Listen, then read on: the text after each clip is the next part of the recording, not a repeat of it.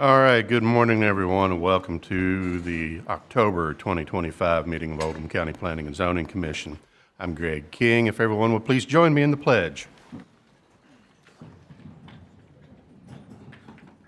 I pledge allegiance to the flag of the United States of America and to the republic for which it stands, one nation, under God, indivisible, with liberty and justice for all. Thank you, everyone. And while we're at it, if everyone would please join me in silencing those electronics for the duration of the hearing.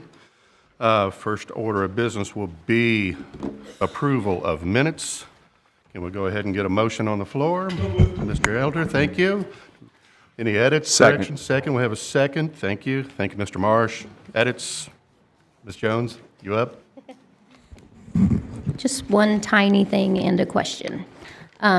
At the end of page 2, there's just an A instead of an and, where it says, it's the second little paragraph from the bottom where it says the future of where a apartment complex instead of an.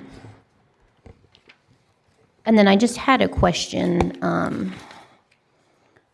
This I'm just not sure about, where it's on the last page 5 where it's approved by you. Does it, but you were not here, does it get approved by the acting chair or still gets approved by you?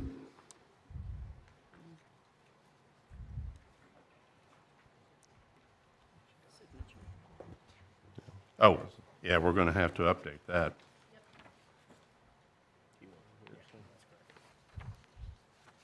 All right. Okay, that's all I Anything had. else? Nope. Others?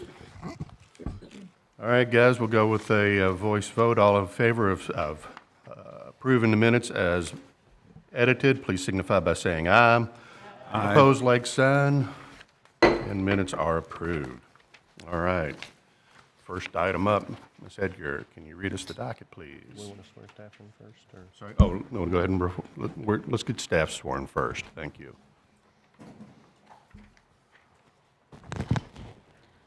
Do you solemnly swear to tell the truth, the whole truth, and nothing but the truth? I do. Docket PZ-25-029, a zoning text amendment changing the minimum lot size within the city limits of Pewee Valley from 1 acre to 1.5 acres. Thank you, Ms. Edgar. And staff, is that you, Mr. Fisher? All right, yeah, so I'll frame this up, and then I'll let our folks from Pewee Valley get up and talk about it. So in your staff packet, you do have a copy of the proposed change that Pewee Valley is recommending. So currently, they've got an acre lot minimum on everything in Pewee. They do want to go to 1.5 acres. I know they're going to talk about their justification behind that. I did also include one letter that we did receive from Mark Denton on Edgewood Way, speaking in support of that increase. So I've included that as well. And then with that, I'll let either Mr. Singler or the mayor come up and talk. Let's get your name and address for the record, sir. Good morning. My name is John Singler. I'm the attorney for Pewee Valley. My office address is 209 Old Harrods Creek Road, Louisville, Kentucky 40223. I'm here today with the city of Pewee Valley to speak about their request to change the 1 acre minimum lot size in their jurisdiction only to 1.5 acres. They've been talking about this for a year and have decided to go forward on it. I discussed with them that they needed justifications to do this and discuss the process. I'll go through the process first. In KRS 100, to make a text amendment to the zoning code, you first make a request to the Planning Commission to review it, have a public hearing, and to make a recommendation for or against the text amendment back to the legislative body. So once you make your recommendation, it goes back to Pewee Valley for final action.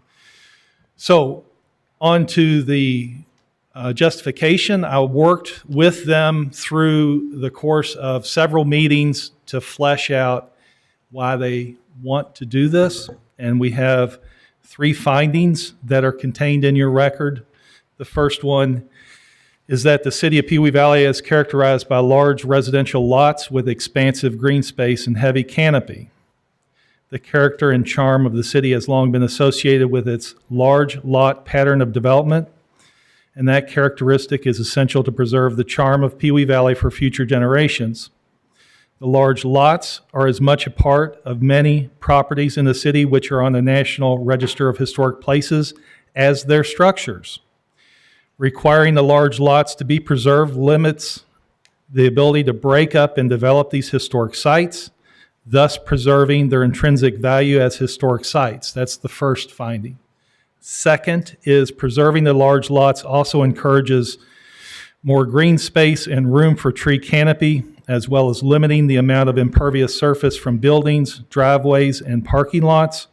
Requiring green space preserves the habitat of wildlife and limits noise, light, and air pollution. Limiting impervious surface allows the city to better control stormwater drainage without the construction of large detention or retention basins.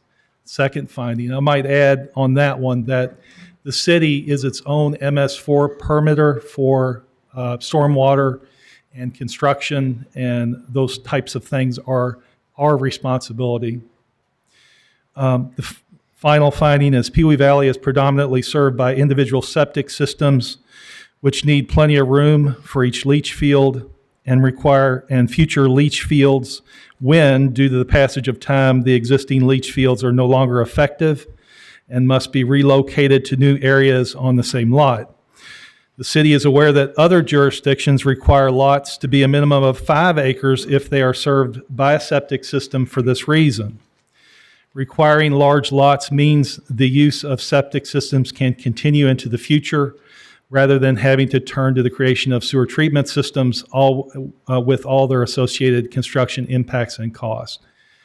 So that's the request of the city. The lots that have already been platted are grandfathered in.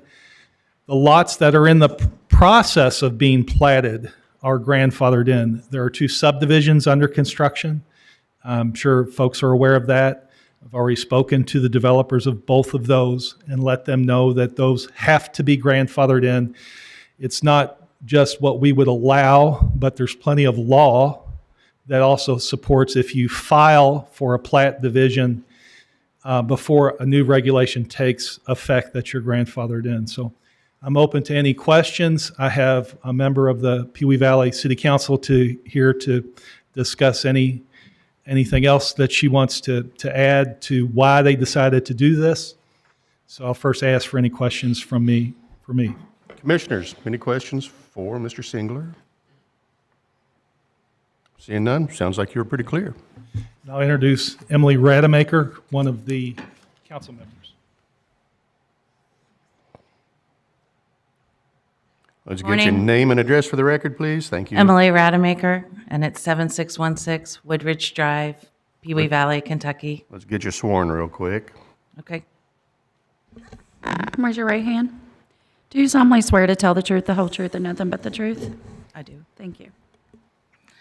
Okay, I don't have much to add to what John has already said. I serve on the Overlay Commission for Pewee Valley, and we've sort of struggled for a while and had lots of good discussion about what characterizes the city.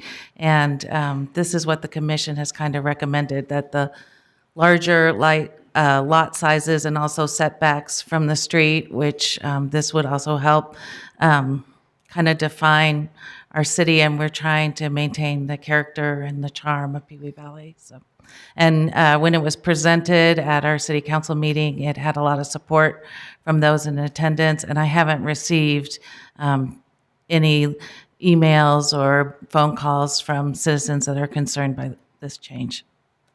Thank you, Ms. Rademacher. Any questions for Ms. Rademacher, guys? All right. Thank you much. Anyone else wishing to speak in favor of this application? Anyone else wishing to speak in favor? Very well. Anyone wishing to speak in opposition to this measure? All right, being none. Mr. Singler, any final comments? No, sir. Thank you. All right. Commissioners, any questions?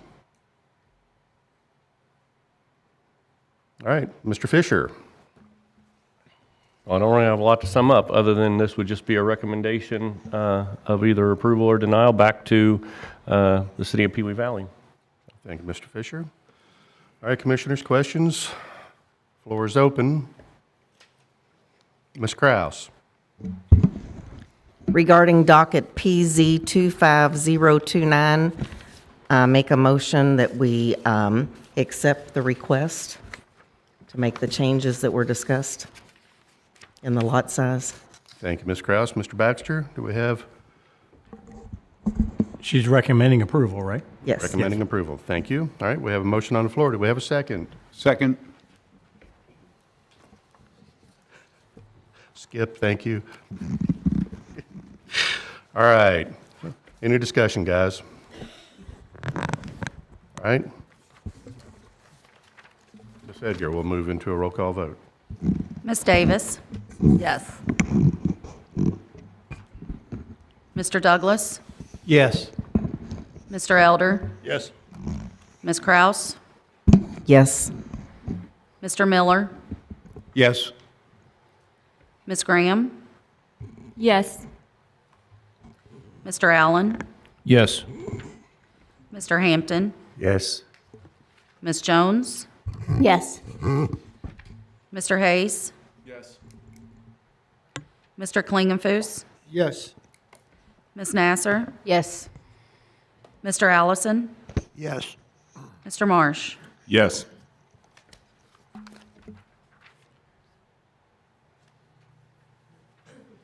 Thank you, Ms. Edgar, and the motion is passed on a vote of 14-0. Thank you very much. All right, we'll reset for the next docket.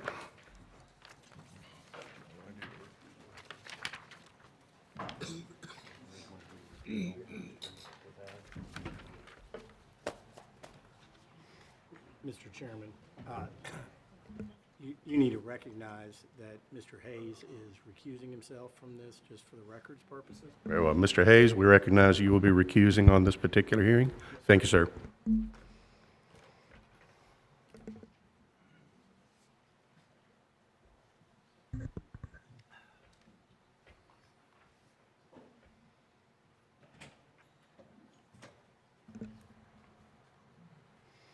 All right. Everybody ready?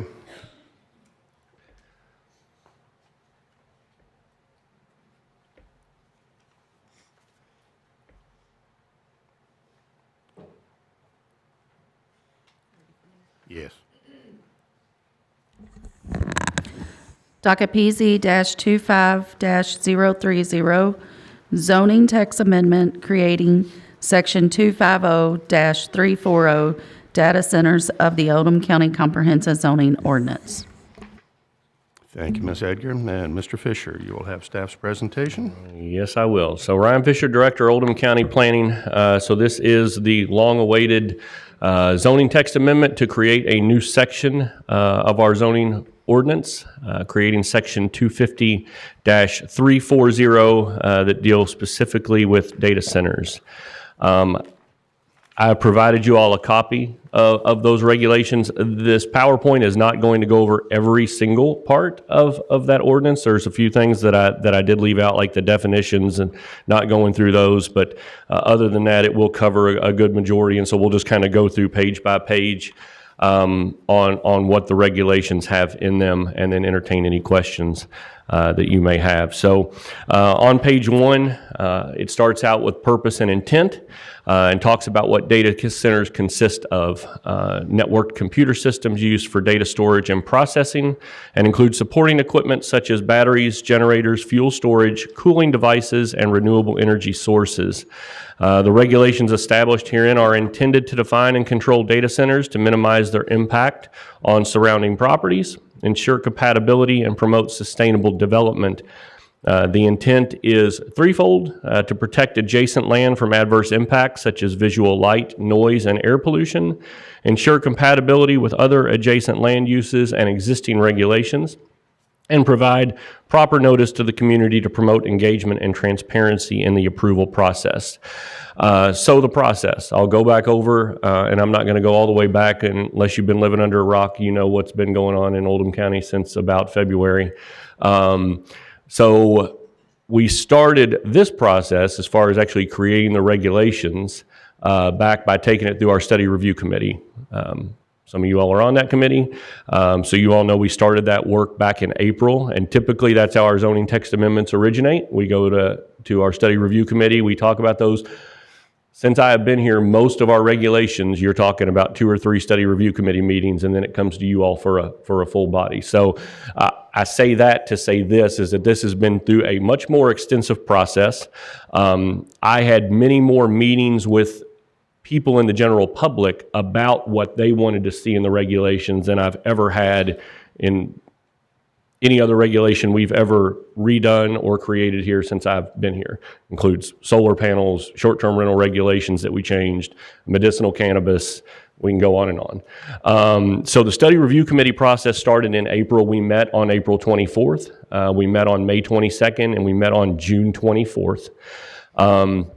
It was at that point we were kind of ready to send those to you all. We were unable to get a quorum, and at that same time, Judge Vogel initiated a business and infrastructure development task force. Several of that task force are spread throughout the room. I know there's one over here as well, but I don't know if they're going to speak or not, but they are in attendance here today. And so that business and infrastructure development task force was really kind of tasked with looking at the regulations for data centers initially. There were some other goals that were kind of put before us, but that was the main one. And so we met together as a group on those dates there in August and September, which then we sent it back to the study review committee after they had made changes, and it went back to the study review committee on September 25th.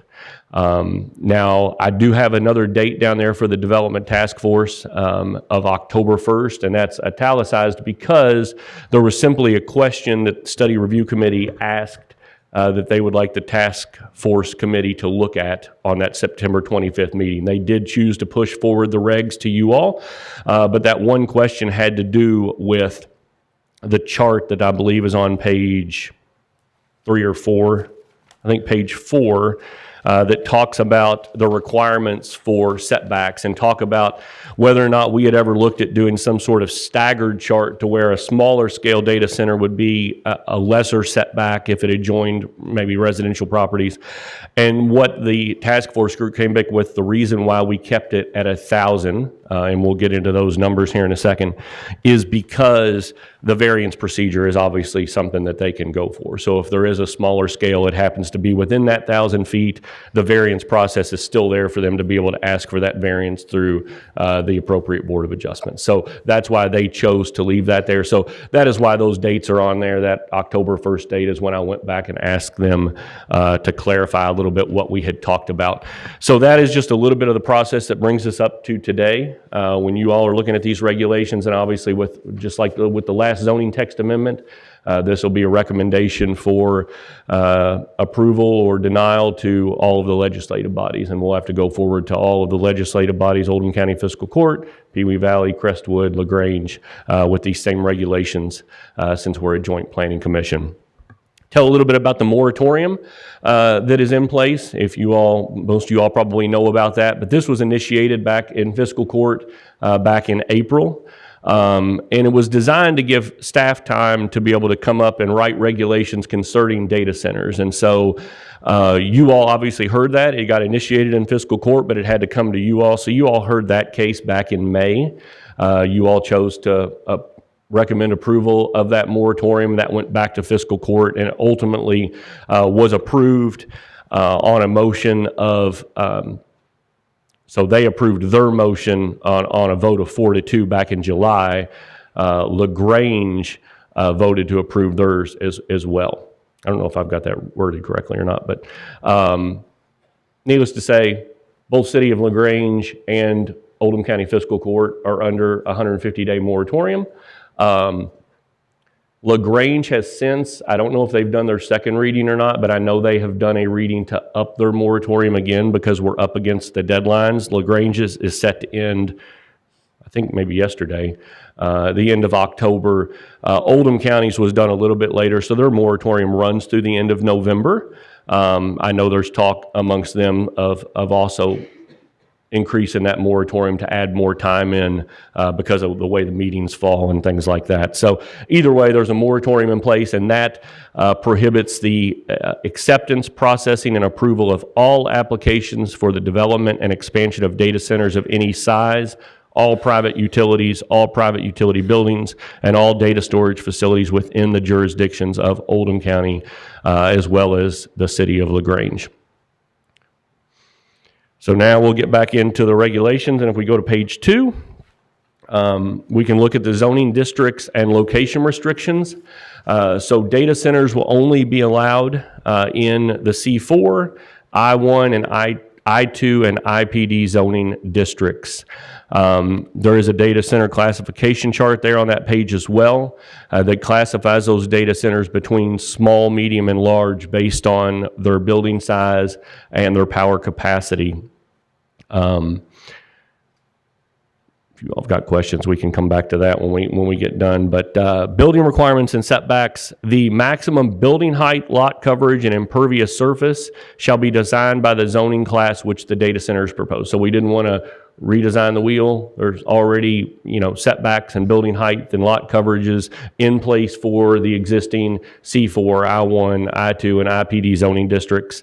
The only difference would be, currently the way it is written, is that all structures, buildings, maintenance equipment, ground-located cooling, ventilation, or backup power generation equipment must be located at least 1,000 feet from the lot lines of all adjoining properties with any type of residential zoning class or residential use. So that's both zoning, the designation of R1, R2, R2A, R3, R4, all of that, or if it's a residential used property. And so there are several properties in the county that are industrial zoned, but are used residentially. And I know this has been a question that's been asked by members of the study review committee. So that's the way it's worded now, is any type of zoning class or use, it has to be 1,000 feet away. Now that is not from the lot lines, that is from the actual equipment. So if it's a 10-acre piece of land, the data centers are in the middle, it goes from those buildings 1,000 feet out. So you would simply just draw a circle around where you're going to put those buildings at, and it's got to be 1,000 feet away. I know the question will be asked. There is one other regulation that we have that does require a 1,000-foot setback from residential use property, that is solid waste transfer facilities. That does require the 1,000-foot setback as well. So it's not common, but it is in our existing regulations and in another area.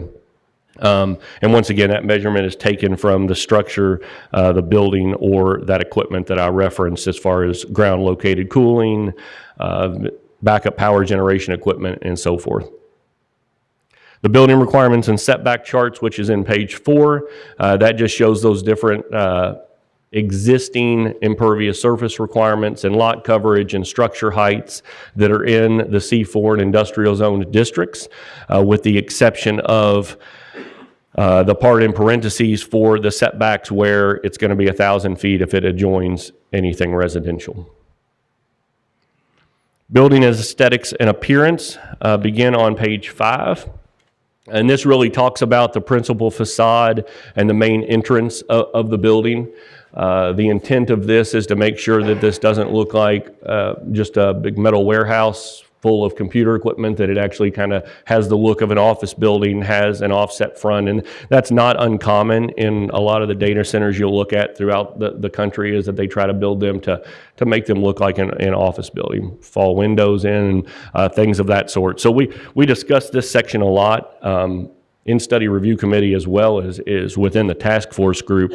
And so I'm not going to read all of that verbatim, but it really just talks about changes in the facade, offsetting, bringing the entrance out, bushes around the front to make it look like an office building, windows, changes in building material, pattern, texture, varied materials, and things of that sort.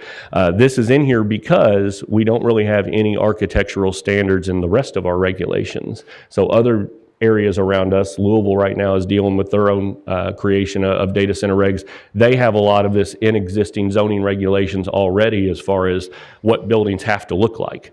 We don't. So that was why we felt it was important to be able to put this in here so that developers of these know up front what these buildings are going to have to look like and that there are requirements. It also refers to loading and unloading areas, all of that stuff that we wouldn't want to see in the front yard. We want that to be, in the rear of the property or towards the side. So loading docks and things like that are not permitted in front or street side yards and shall not be oriented towards the front of the property. And that all buildings must be constructed to minimize glare or reflection on adjacent properties and roadways using textured glass, anti-reflective coatings, things like that. So if we're going to make buildings look a certain way, we want to make sure that then those don't have unintended consequences of, putting glare on the neighboring properties and so on. On the bottom of page 5, we'll get into location screening and sound attenuation. So data center equipment can be ground mounted, or sometimes you will see that that equipment mounted on the roof as well. So all that data center equipment is required to be on the submitted site plan that is submitted to staff. All that ground mounted equipment is up to and including any generators, fuel storage tanks, utility substations, and all that is prohibited from the front yard as well. Those are things that we want to try to conceal to the back of the property. A lot of the buildings we looked at, we went on a tour in Loudoun County, was a lot of these buildings are built with maybe 3 buildings, 2 on the side, 1 in the front, and then all the equipment gets housed in the middle. So that's kind of the intent of the regulations, is we want people to be able to have that equipment shielded from view of the general public. Continuing in this section a little bit, once again, I'm not going to read all this verbatim, but any ground-mounted equipment needs to be on the side farthest away from any sort of residential use. So if you've got a residential used property on 1 or 2 sides, we would hope to see that equipment be put on the side farthest from those residential properties. And then all data center equipment must be fully screened on all sides from any existing or planned public roads, as well as any type of adjoining parcels. Utilizing screening materials, you'll see berms a lot. These data centers will use berming a lot for multiple reasons. One is to screen, but then also as a security measure, because they don't want people coming onto the property. So they'll use berming a lot. And then also landscaping you'll see a lot as well. Visual solid screen must be constructed with the design, materials, details, and treatment that's compatible with those used on the closest principal facade and consistent with building design material. Data center equipment does require sound dampening barriers, a minimum of 10 feet in height or 2 feet above generator height, whichever is greater. This is something found in a lot of data center regs throughout the world. We didn't come up with this on our own, but we did talk a little bit in the task force group about the height of those and to add in whichever is greater. Screening walls for data center equipment may be designed to allow for ventilation of the mechanical equipment, so any screening that's around generators in order to be able to allow those to breathe and get the exhaust out that they need. A lot of times those walls can be perforated and things like that, designed for that ventilation. And then screening for roof-mounted equipment shall be screened by a parapet wall equal to the height of the tallest rooftop equipment and designed to blend in with the architectural style of the building. So anything rooftop, we don't want to be able to see, so that parapet wall then is required to be that, and that also matches the rest of the building. On page 6, we get into generator regulations and testing. A lot of this came from, once again, recommendations from jurisdictions that have a lot of data centers now and that have had them for a while, to say if we could, go back and make changes 20 years later from our first data center or whatever, these are some things we would recommend. So the first one, backup power generation using diesel fuel, natural gas, or battery energy storage systems are permitted on all data centers within Oldham County. Backup diesel generators shall be a minimum of Tier 4. That is kind of the highest standard now, and I'll let probably more technical people weigh in on that than me, but that is the highest rated industry standard right now for generators. So minimum of Tier 4, that's one of those things, we don't like to put that in regs because as technology changes, we have to go back, and so that's why we added in, or the highest EPA industry standard available at the time of the application. So as that changes over the course of time, those meet the stricter emission standards and prohibit possible harmful effects from the generator. Except for generator testing or commissioning activities, generator use shall be limited to backup and emergency use only. So there's a lot of talk about, times when data centers may just choose to run that backup power because of, peak loading, things of that nature. So our regulations are going to be pretty explicit to say only in times of commissioning activities, in the event of a power outage, when everybody else in the county is also utilizing their generators to power their house and the jail and various other things throughout the county, and also for generator testing, which is covered here in the next couple. Continuous generator use outside of power outages is prohibited. All turbines are prohibited, and you all are probably going to ask me that question, so hopefully somebody here more technical is going to be able to answer that question on why we chose to word it that way. Initially, I think our regulations were wrote that only natural gas turbines were prohibited, and that was because one of the sites we visited in Loudon was gas-driven turbines, and it was like standing next to a jet engine on the tarmac of a runway just consistently. So we wanted to make sure that we weren't going to allow those, and so I think our initial wording may have been a little troublesome, and so we've added it in that all turbines are prohibited. Generators shall be tested no more than once per week per unit. We did initially in here have some set times based on different times of the year. Through the course of this process, we did change those. And so now those generators can't be tested any more than once per week, and that testing is only permitted during the hours of 12 to 5, Monday through Friday. We had a lot of extensive discussion in the task force group about this, that data center companies, as long as they know going in when they can test, that's very common throughout the country, that there's certain testing processes. The questions would be is, obviously if you live in a residential area surrounding a data center, you don't want them testing those generators at 10 o'clock at night, things of that nature. But then, in the office environment, if it's in an office park, do those want to be tested during the day? And so there was some talk about that. We ultimately came upon the agreement that, once again, that can't be tested more than once per week between the hours of 12 to 5. Another thing that I learned through this process is that a lot of times they'll test one little set of generators this day, they'll test another set this day. They won't do a full-fledged test. Hopefully somebody with more knowledge of that will come up and speak to that here in a little bit if you have questions on that. But that was where we landed on the generator regulations and the testing. Cooling requirements is at the bottom of page 6. All liquid cooled equipment must utilize a closed loop system. That's something that's pretty common in a lot of data center regulations now. Water used for liquid cooling systems must come from a municipal source and not from any type of private well system.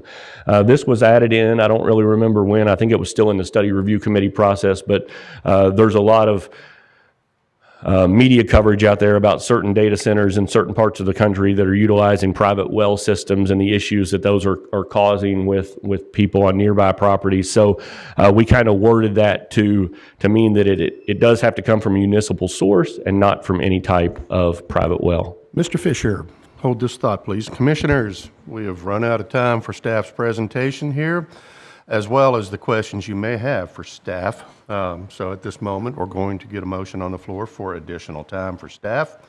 Ms. Davis? Okay, 20 minutes? 20 minutes? Is that going to be okay? All right.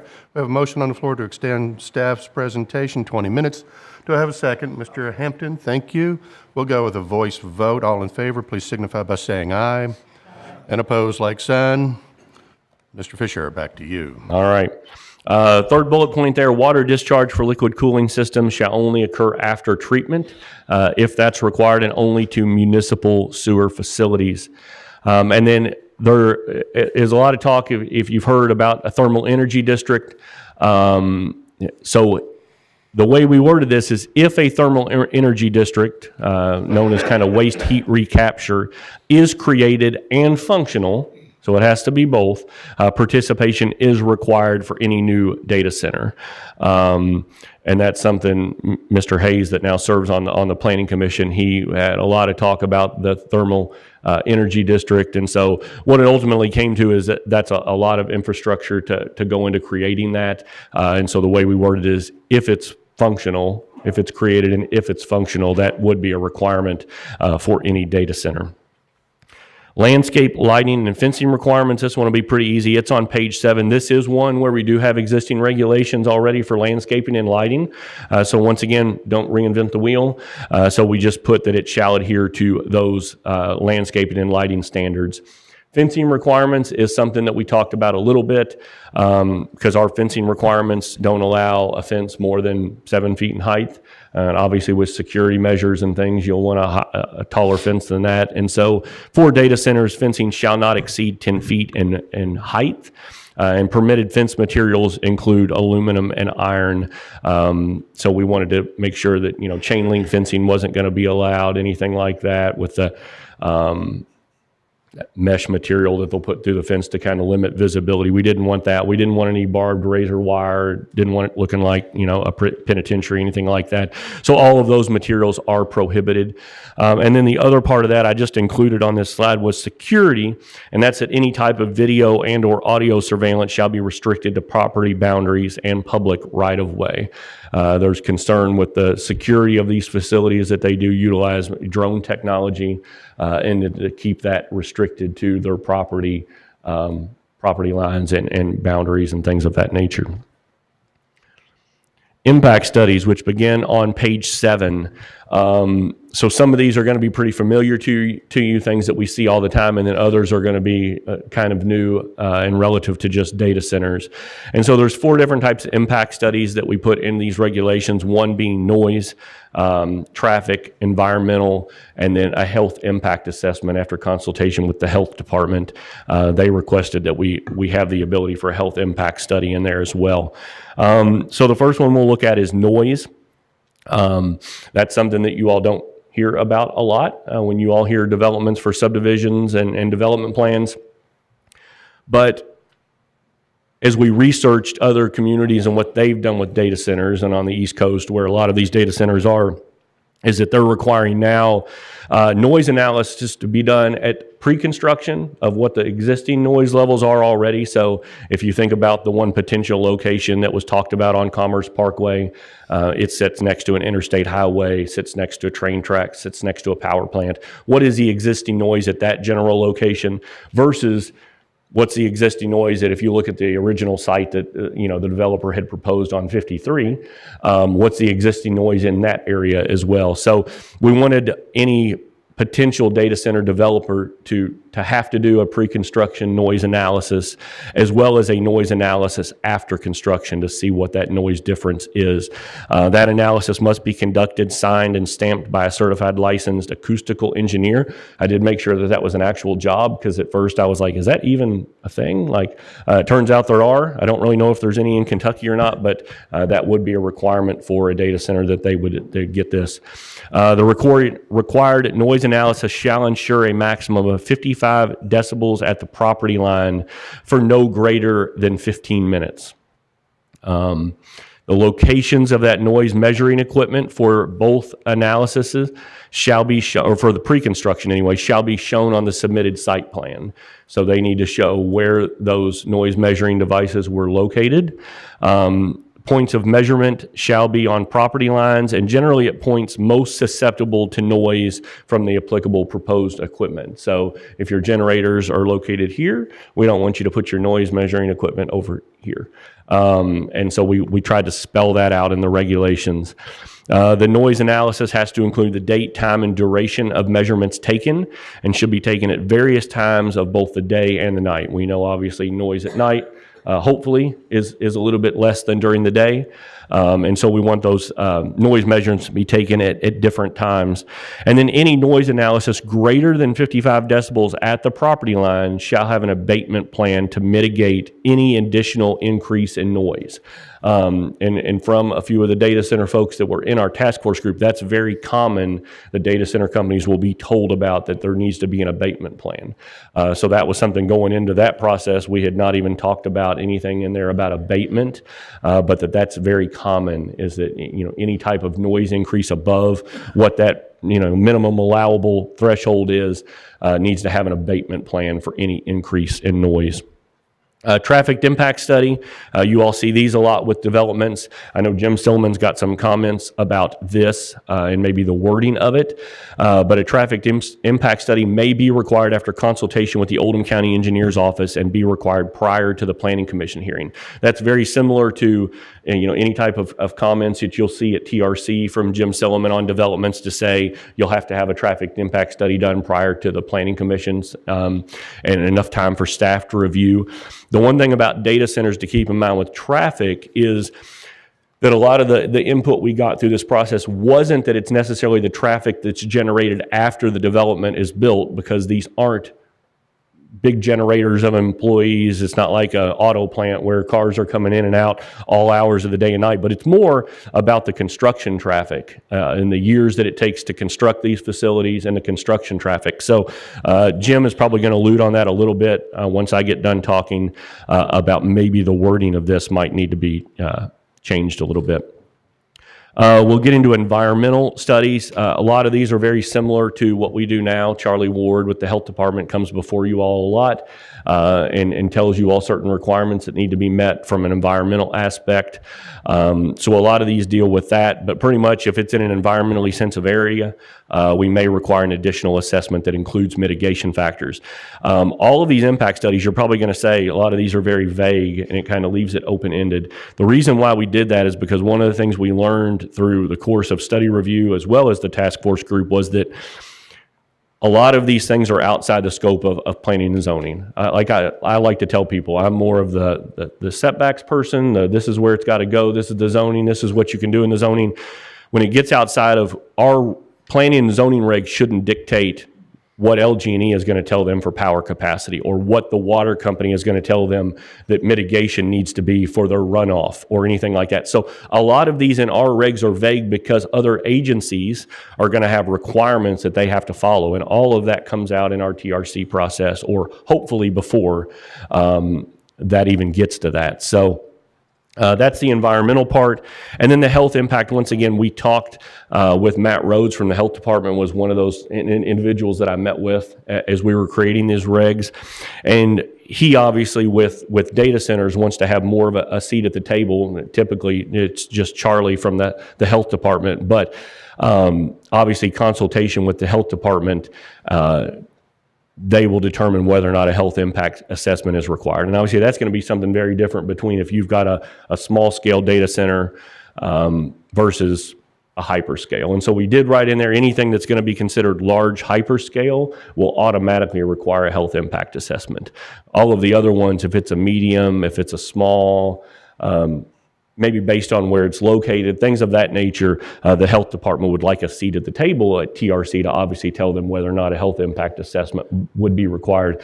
That's also something, since it's in our regulations, that would be, if a company comes, hey, we'd like to inquire about putting a data center here, those are conversations that we can get started early to say you might want to contact the health department to find out if additional assessments are going to be required, since that is in our regulations. And then the last thing is just real briefly on page 8 is notifications.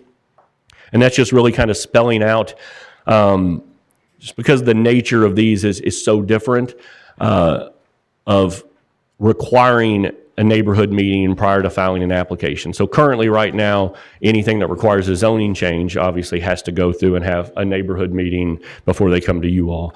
Well, we wanted to make it where they have to at least hold one neighborhood meeting prior to filing an application. That has to be conducted no later than 30 days prior to applying to the technical review committee hearing. All neighborhood meeting information, same as any neighborhood meeting, does have to include those that were notified, attendance sheets, notes that they took during the meeting. That's pretty standard, anything that we require a neighborhood meeting for. And then all property owners, as listed in current Oldham County PVA records, within 500 feet of the property lines of the proposed data center must be notified of the neighboring meeting at least 2 weeks prior before the meeting via first-class USPS mail. Hopefully that gets it to them in time, but nowadays, who knows? So 500 feet away, so similar to what we do for a zoning change, are the residents that would have to be notified. So that concludes my part. I don't know if you want Jim to come up and say his, or if you want to ask questions at this time. Absolutely. Mr. Silliman, we get you sworn already? Yes, sir. Okay. Let's see.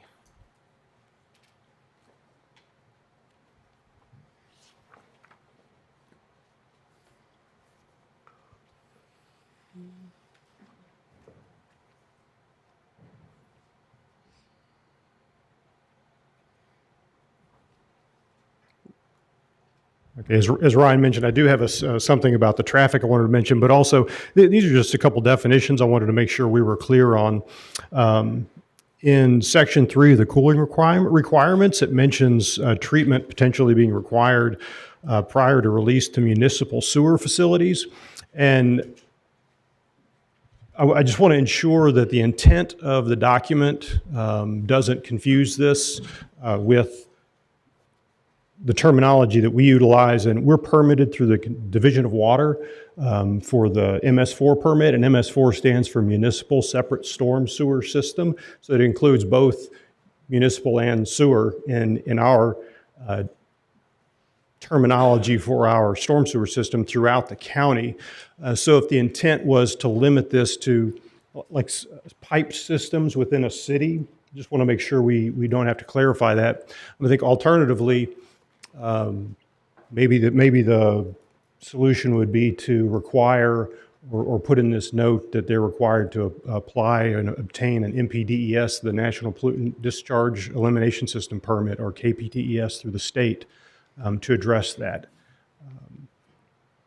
Again, Ryan, as far as the intent, do you think, was the intent from the task force a pipe system within a city going to a treatment plant?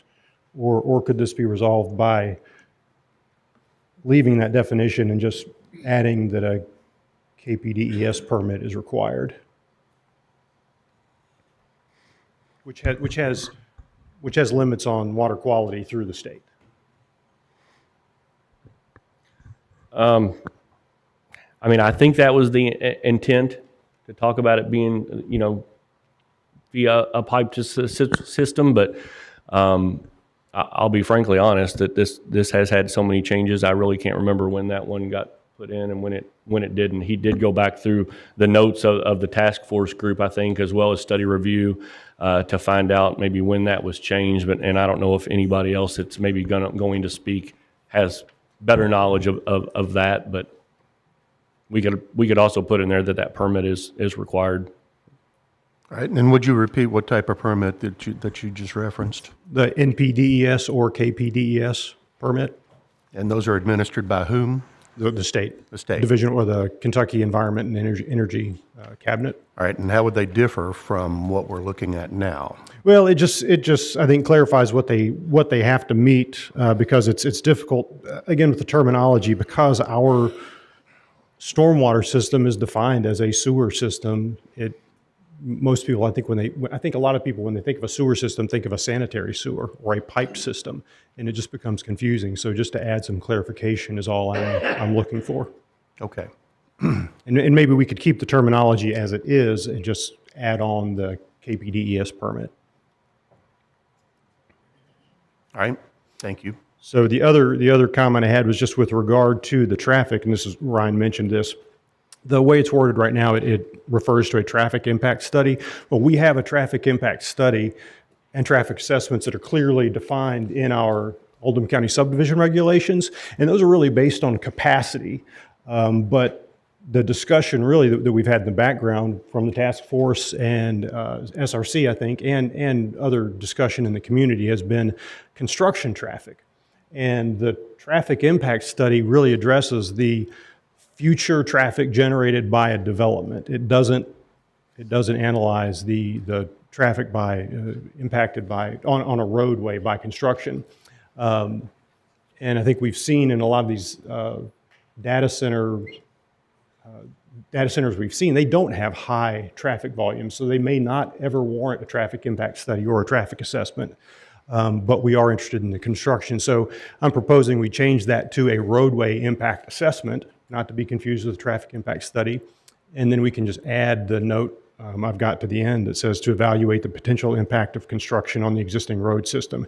And as Ryan mentioned, this would have to be, the specifics of it would come to us at the TRC meeting or a planning commission hearing for that specific development based on the construction we understand.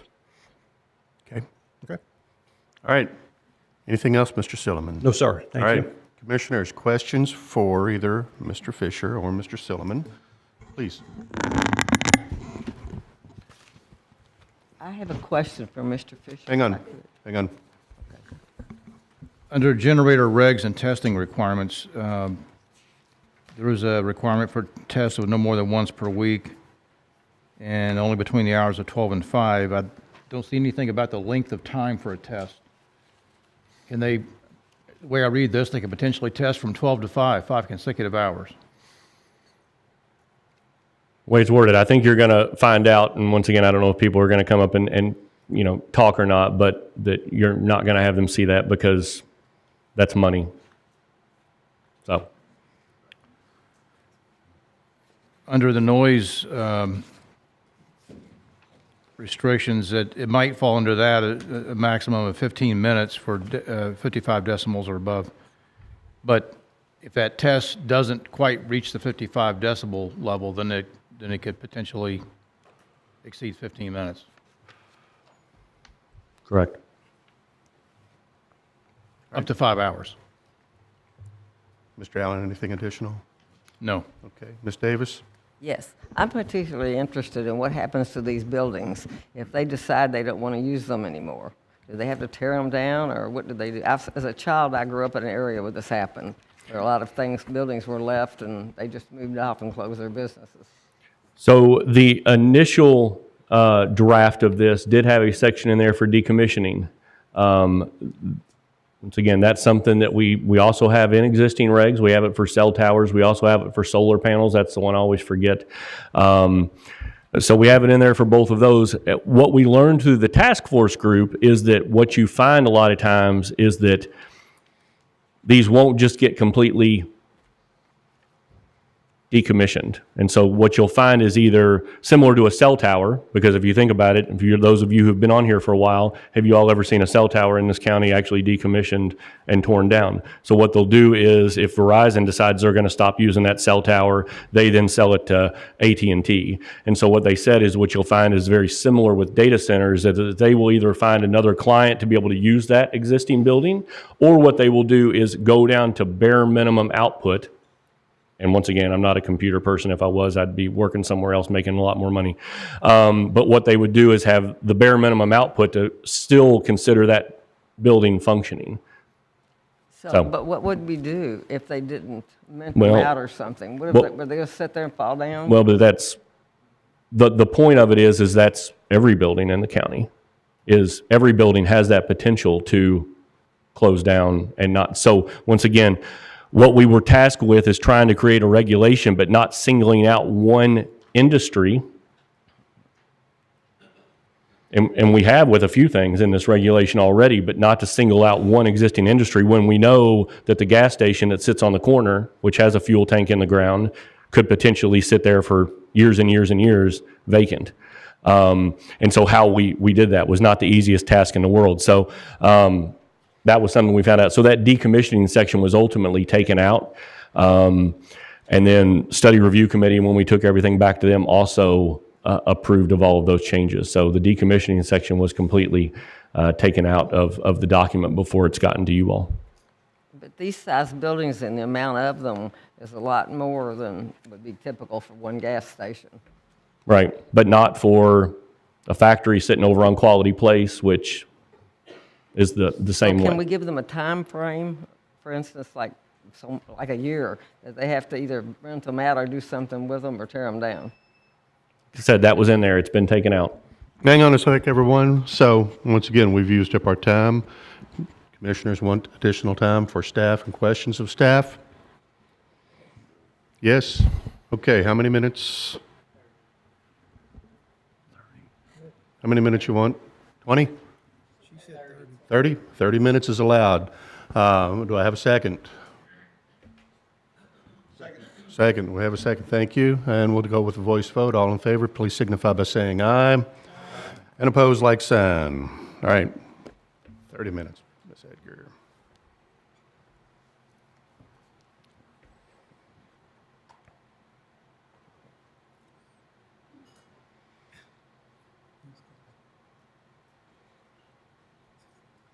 All right, Mr. Fisher, back to you. Okay. Mr. Allison, is that a question? Ms. Davis, have you finished? Yes, I have a couple questions. On the building requirement, a setback of 1,000 foot, and it's residential use, are schools and hospitals considered as residential use? So, I'll talk about schools. So schools are not considered residential use, and that's been something, once again, we've talked about from the get-go. From the very first study review committee meeting, I asked the study review committee members of their thoughts behind putting schools in there as in being included in the setback requirements. There was not an appetite from the study review committee members to put that in there. It also got brought up at the task force group to put schools in there. It was even taken to a vote where it failed 10-3 to put schools in there. So the thing to note about schools, and I know there's going to be people out here that are going to talk about it, all but 2 schools in Oldham County are in residentially zoned properties. So the way it's worded now, with our existing schools that are here today, all of them would fall under the residentially zoned properties and require a 1,000-foot setback from any proposed data center. So let's just say Clayton and Lambert property. They tear that building down, data center wants to go in. It's 1,000 feet away from Oldham County High School, which is zoned residential. The only 2 schools that aren't zoned residential are South Oldham Middle School, which is right there on the corner in Crestwood. Probably not going to put one anywhere around there. You've also got a residential subdivision relatively close to there as well, which would prohibit them. And then the other one would be Centerfield Elementary, which is actually a split zoning, kind of conservation, but then also there's residential around there as well, and probably not an area where a data center would potentially go. So there's currently only 2 schools that would even not fall under that residentially zoned area. So residentially used, no, but all but 2 fall under the residentially zoned part, which would require the 1,000-foot setback. So. Okay, I have another question relative to the use of the DBA scale. Excuse me. That basically is for the hearing range of people. What about the fact that we're an agricultural area? We have a lot of animals, and they are very sensitive to high frequency and low frequency noises. How are we going to address sound attenuation relative to those things? Should we add that into our study? Well, the thing to note is we don't have any sort of noise regulations in the entire county. So we know right now that we have animals, and we don't have any noise regulations, and we never have. So this is, once again, a step in the right direction. It's requiring data centers to do far more than any other development in this county has to do now. So I don't really know if that answered your question, but it's more than we have now, which isn't a good response to give you, but. Should we go ahead and put something in there until we know better?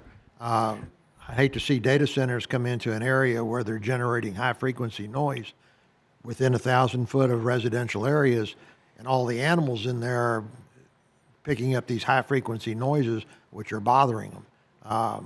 I think we ought to be proactive in looking at it, and if we find that it's not an issue, then that's great. But we don't have any data centers today, And right, we don't have any measurements that says that's a problem. I'm just looking forward to potential as we're releasing this. So in the reg, what would your solution be to put in there? That they're not allowed within 1,000 feet of any animal? Like, once again, I don't. Okay, I think what we might put in there would be something that says a study by the appropriate people as to the noise levels generated above and below the hearing area be made on any data center to see what the impact could be. Not that we're going to prohibit it, but to find out what it is, and then we would know how to attenuate it if we needed to do something. So would that then not fall under the current way the noise analysis is written now, that it has to be done by an acoustical engineer? Acoustical engineer, but we're using the dBA scale, and the dBA scale is for the hearing area of humans. And we're talking about animals which are above and below what the humans do. So I think we ought to incorporate that in there somehow, just so we don't miss it. Okay. All right, Mr. Allison, anything additional? Yes, I have another additional. In a fencing area around the property, I agree with the fact that we don't want razor wire and chain link going around the property. That's boundary fencing as I would look at it. However, the fact that we're going to have on-site fuel storage, I believe chain link and barbed wire, razor wire is appropriate for that. In this day and time with vandalism and terrorism, unfortunately, we need to be as protective of fuel storage systems as possible. And I think we should consider leaving that in for that application, and that might even be required by state or federal planning for fuel systems. I don't know.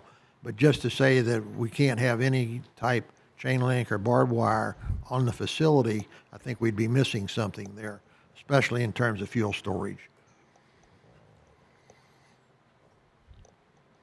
Anything? Okay. All right. Mr. Allison, anything additional?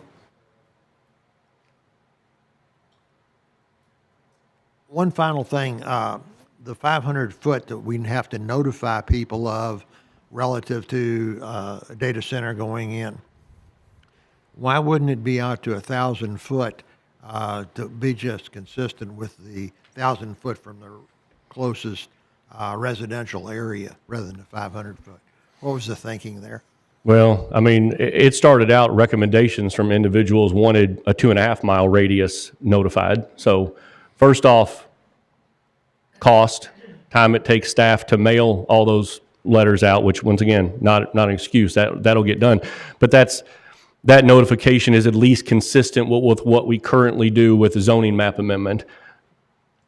1,000 foot setback is consistent with other regulations we have with solid waste transfer. 1,000 foot notice is not consistent with anything else in our regs. So that's why we decided the max we would want to look at would be 500 feet to be consistent with a zoning map amendment. So. That's all.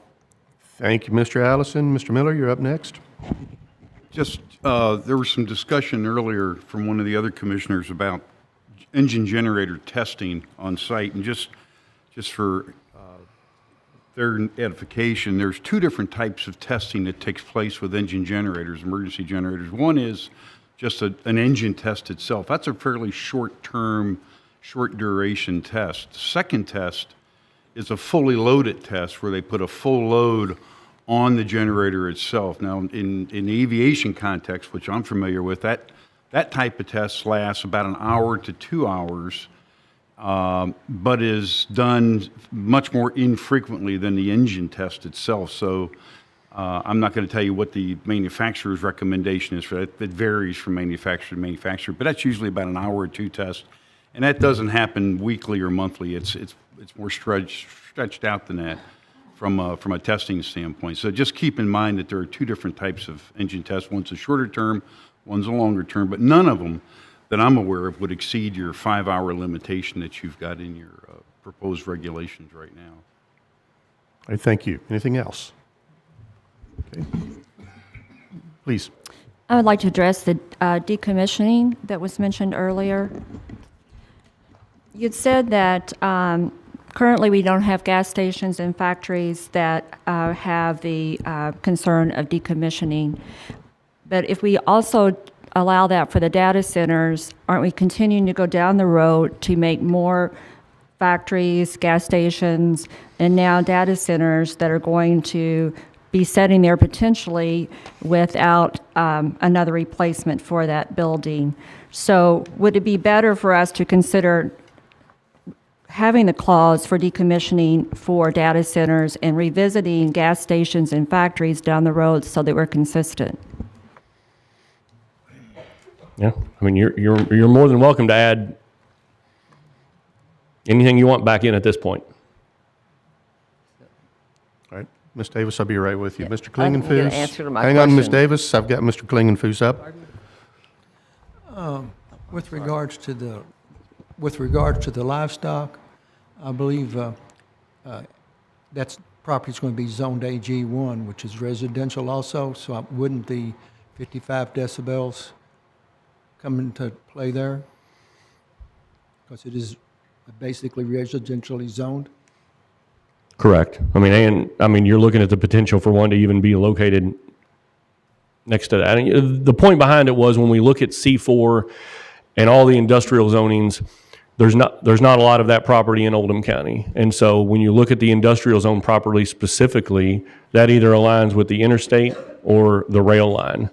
Now, we obviously know with the industrial properties, as you go out of LaGrange, there's some properties that are zoned industrial, used residentially. But for the most part, we want to try to say, look, if you want to bring one here, that's fine. There's an area that you need to go to. That was kind of the point behind that. So I think your response about AG1 being that's a residentially used property, because our AG zoning is agricultural / residential, it would probably prohibit one from probably even being located there with 1,000 feet. My concern would be more about the restriction on residentially occupied property in commercial or zoning area, because that restricts for 1,000 feet around that development. And, you know, if we have a situation where industrial and commercial, particularly industrial, slows down real slow, because in the past we've had people come before us wanting to change their zoning to residential, so because they can't sell their property, and they're sitting there for 20 years trying to sell it, and you know they're getting older and wanting to do something. We feel sorry for them, and we keep doing that, and that creates a bad situation. So I think we need to remove. I think it's appropriate to have the. It needs to be from the residential property zoned. That needs to be there at the 1,000 feet. And I think you're going to get because usually the zoning works as a buffer, so you're going to have commercial property buffering the high industrial areas. So that's going to give them 1,000. They'll get probably 500 feet for the commercial. Then the 1,000 feet, it's not inappropriate at all for hyperscale ones, but I think it's a little too hard for the commercial, the 1,000 foot. And it needs to be more like 500. And even when you get down to the ones with small scales, somebody's got maybe 2,000 square feet in a data center to have to follow these rules that are prohibitive. It's just too much to stick on them. They require them to require somebody with a really small data center to hitch up to a heat recovery system by requirement. There need to be some way of having variances for their very small data centers. Okay. My comment for right now. All right. Anything else, Mr. Klingenfuss? Not at the moment. Okay, thank you. Mr. Douglas, did you have a question? I do. Okay. I'm just trying to grasp a little bit on this because at the same time about the 1,000 feet, I understand Mr. Klingenfuss's concerns about the smaller buildings and maybe that's in tow with hospitals that might have their own data centers that are nearby residentials. could see maybe that's his concern on that they have a small data center building that houses all their cloud stuff for their hospital. So are we limiting them to push that way out or have to acquire more property or stay away from residentials? I don't know. I mean, we're proposing a new hospital in Oldham County, so I don't know how that's going to take effect on the size of it. But another concern I had was the conversations we're having about the noise and the decibels that we're talking about. You know, we're all new to the data centers, so I'm not sure what we're going to acquire by regulating something. As you said, we don't have ordinances even for somebody who wants to run a generator at their house to test it in their neighborhood to make sure that when power goes out, you know, we don't regulate that noise level right now unless neighbors call. So, but I do believe we need it in the regs. Also, I'm just concerned also about, there was concern about, or questions about, maybe Mr. Solomon can explain. Are you asking for the additional wording for adding the MPDES and the KPDES permits as it relates only to the stormwater for the cooling systems, but leaving the sewer treatment facilities? Because I'm sure that's what I can't speak, but what was it? No one can remember about why the water discharge for the liquid cooling systems. So I don't want to see us remove something that this task force may have put in there to say they don't want something contaminant going into the sewer system, to the treatment plants. Again, my concern was just basically with the terminology and what it was trying to express and to ensure that we do. I think the intent was to ensure the water quality issue. And so if we tack that permit requirement onto the language, I think that addresses it without having to change the language of the state of municipal sewer system. Correct. So instead of changing that, just adding the requirement for the KPDES. Okay. And that would definitely help our water quality for streams, water runoff, and things like that, just to ensure that they don't have an illegal discharge. Right, because even when, I mentioned that there's a impression that a municipal sewer system is a pipe system, at least when I read that.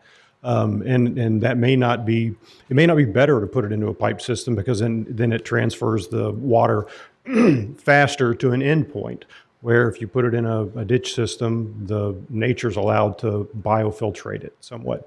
But we really don't want to rely on either of those, so instead, there's a permit that exists through the Kentucky Environment and Energy Cabinet. Utilize that for either, and then I think the terminology question I had goes away. So you can come up with the wording for that like you did in your proposal? Yes, sir. Okay. Mr. Fisher, I have one question, and I don't know how to answer it, or how you can answer it, but there's a lot of talk about decommissioning the buildings. And I understand why the Planning Commission and legislative bodies did cell towers. Do we have anything in regulations that says that homeowners have to decommission their home if they abandon it? Or do we have anything in the regulation that says they have to decommission a factory or a business or a store or a hospital? I mean, do we have anything, or do we need to increase that? I mean, I'd be willing to discuss that with Planning Commission, that if we do that, we need to do it for all. I know why we did it for the cell towers, but I'm not sure why we would do it for buildings. We don't, like I said, we don't have it for anything other than cell towers and solar panels. Okay. And frankly, we're obviously a small staff. To how we would, as a staff, even handle something with decommissioning would be difficult as well. As far as knowing when it's completely out are you out of operation? No, we're not. It even gets to that point of how we're able to obtain that information when the clock starts. The original decommissioning standard had in there a certain time frame from the time that they stopped commissioning. Well, once again, with a staff of 4 people, and 1 code enforcement officer for the whole county that's rolling around dealing with people complaining about tall grass and somebody's booming their their box in their car too loud. It's troublesome in that aspect of it. My next question, I guess, would be for Mr. Baxter or council. I'm not sure, but is there ordinances that has to deal or deals with abandoned property in the county that our county legislator or county officials do about it? There is a dilapidated structure ordinance, and code enforcement, actually, I talked to the code enforcement officer Friday, I think, about the application of either dilapidated structures and the procedure to do that versus him fining people or citing people for failing to maintain their property. There's 2 different ways that works, so he has a couple of tools in his toolbox, but there is definitely a dilapidated structure ordinance that is utilized from time to time by the county. Thank you, Mr. Douglas. Ms. Davis, back to you. Yes. Well, my question was once again, I know maybe won't happen, but I've seen this where buildings stood like big cigarette factories and distilleries. It stood there when I was a child and I was a grown woman, and after I moved out here, they were still there. So I don't know why we can't have a stipulation, either they do something with them or tear them down after a certain length of time. I mean, a year is very ample for them to find something to do with them. So, as a matter of how we manage getting through this hearing, hear me loud and clear, right? There are going to be a lot of changes that you guys may want to have considered for what is pushed forward to fiscal court. And after we've collected input today, we're going to enter into that phase where we consider those one by one. Okay. So be ready to articulate them, and we're going to talk about them. Okay? It's not being ignored. You have your opportunity, but be ready when the time comes. Okay? Okay. So who else? Ms. Kraus. Okay, when we were talking about the noise analysis, in my lifetime, technology has changed tenfold. So that's a one-time noise test, the pre and post construction. With technology and the changes that occur, vast changes could occur over a 5-year period. So should we put some stipulations in about some ongoing tests? Because again, if I look, when I started out my career, you had these huge mainframes that took up entire city blocks in downtown Louisville. And now a laptop has more storage on it than those big mainframes. So the technology is vastly changing.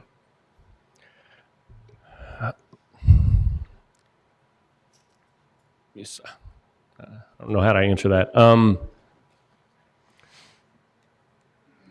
I guess the answer would be and I don't know what the county attorney's thoughts are on this, is that could be something, if it came before you all, could be a binding element that required noise analysis later on. But once again, just like, Commissioner Douglas just brought up, we don't have that for any other building in the county. So you start to single out one particular entity,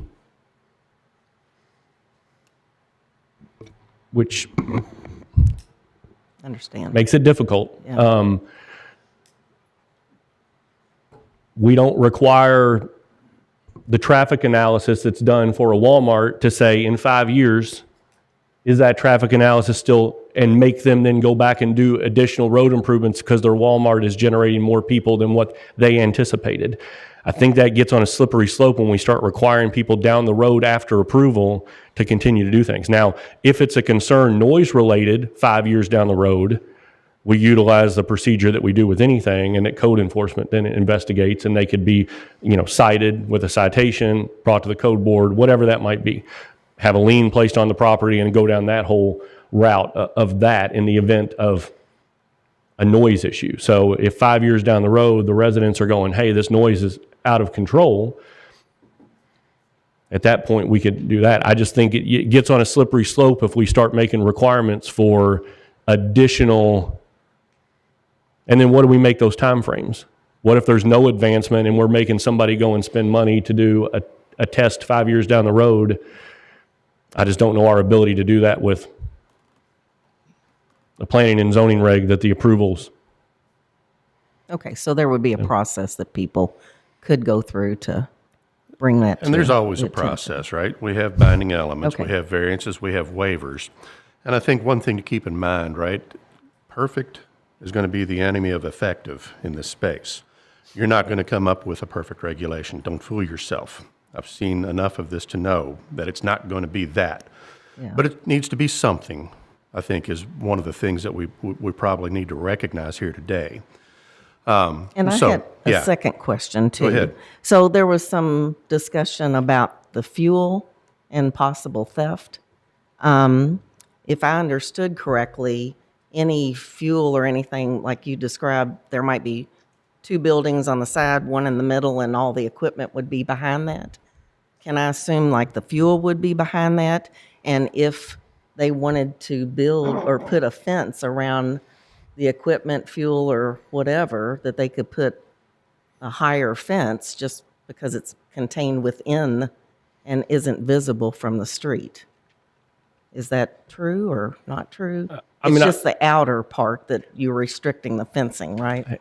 And I think the easy fix to that would be where it says fencing requirements on page 7, just change that to exterior fencing requirements. Yeah, I think Would that maybe would be the easy probably fix there, take which care would of then that. allow them possibly around their fuel storage equipment to Secure individual secure it. locations. Mhm. Okay. The thing you're going to find about these, though, and once again, some folks in here may testify to this, is that these are pretty secured facilities with a guard shack with, I mean, I'm sure. to get to the fuel tank to make a theft is going to be not the easiest feat in the world. But then again, I mean, people got into the Louvre and stole a bunch of jewels, so who knows? All right, who else has questions? Mr. Miller? Just one comment, and this would be unique to this unique type of zoning, wouldn't be included in any of our other zoning requirements, I believe. But we've got a large facility here that's going to be generating electromagnetic interference potentially, a lot of it.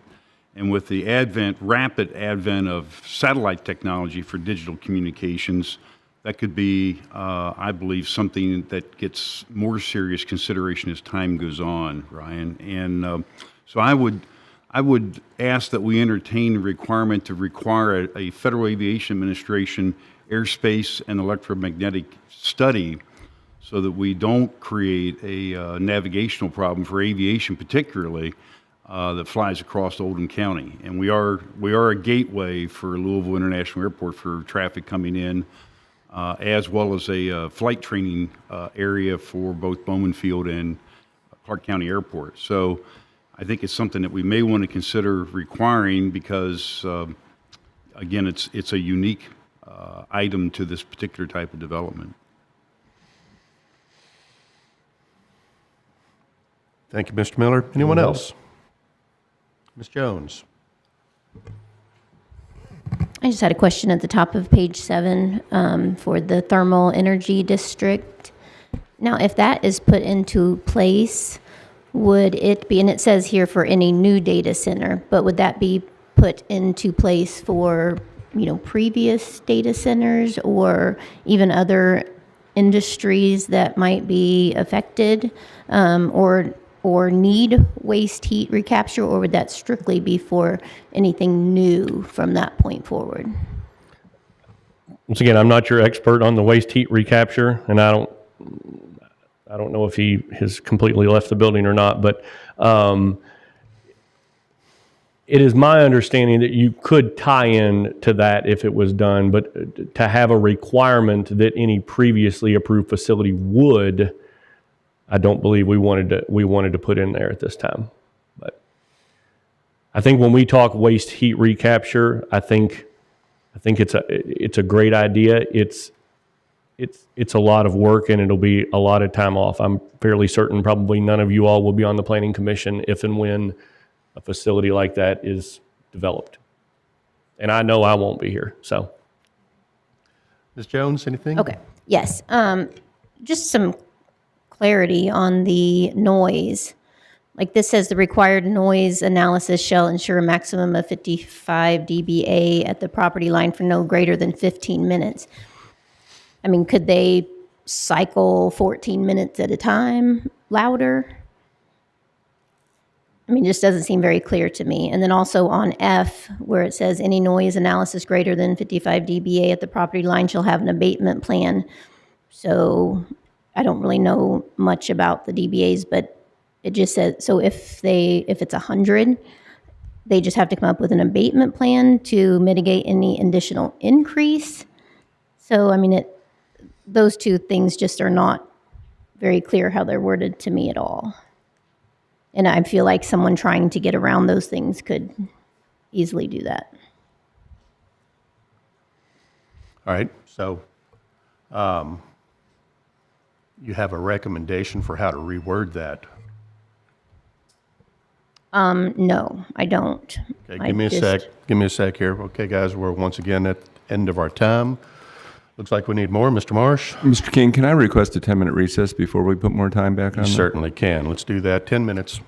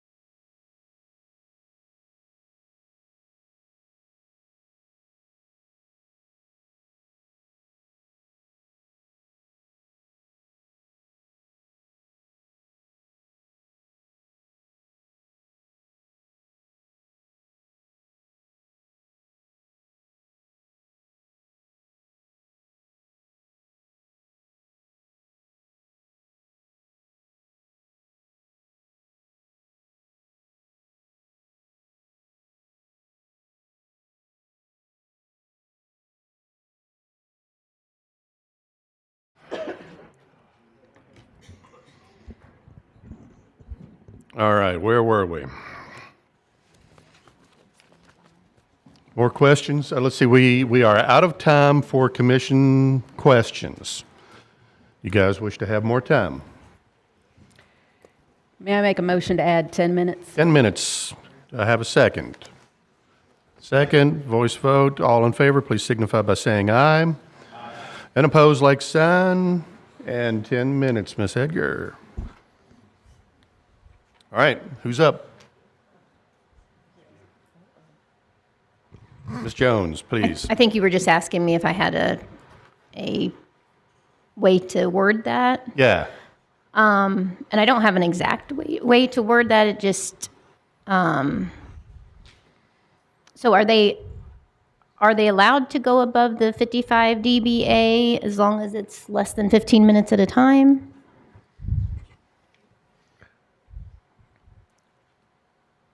So on the noise analysis part, if there is any increase above the 55 decibels, they have to have an abatement plan showing how they're going to mitigate that with either abatement. And once again, this is at those property lines. And so if you've got a large acreage, 50-acre parcel, 500-acre parcel, whatever it is, and the data center's in the middle, and there's trees, and there's berming, 55 decibels at that property line. Any increase above that would need an abatement plan. Okay.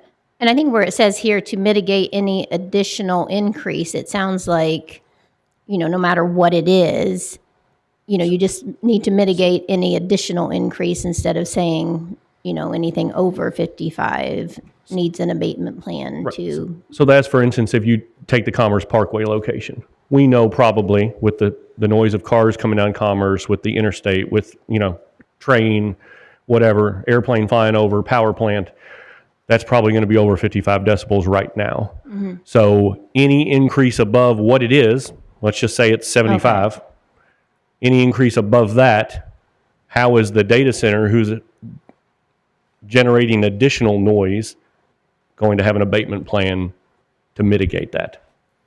Okay. And then let's see if I had anything else. Oh, and I just wanted to clarify something because it sounded like people were saying something about why was the property owners not notified within 1,000 feet. But I just want to point out that the property owners will be notified within 500 feet of the property lines, not of the building, where the 1,000 feet setbacks applies to the buildings and the equipment, and the 500 feet notification is from the property line. So those weren't confused. Okay, thank you, Ms. Jones. Anything else? Okay, who else has questions? Mr. King. Mr. Marsh, please. Mr. Fisher, you mentioned earlier that given the way this is written, there are very limited current zoning places that we could put a hyperscale. Approximately how many would that be, and where would they be located given current zoning? You said Commerce and along the railway. Well, what I said was a lot of our industrial zoned properties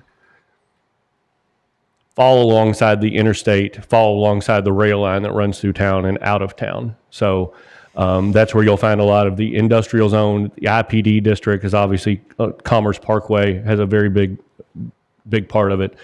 You've got industrial zone property on Quality Place. So it follows usually the rail line. You don't see industrial property in the middle of Ballardsville. So that's what I said with that. Now, obviously, you take into account all of the parcels that already have something on them. So you take those out of play. Right. You have to look at a parcel that's large enough. One is large enough to meet these setbacks. So I don't have a specific number to tell you today. That would have been a nice question to ask me like a week ago, so I could have got that for you. But a specific number, I mean, I can't take a guess on. But if you just think about first the amount of available C4 and above properties within the county is limited. It's also limited because there's things already on some of them.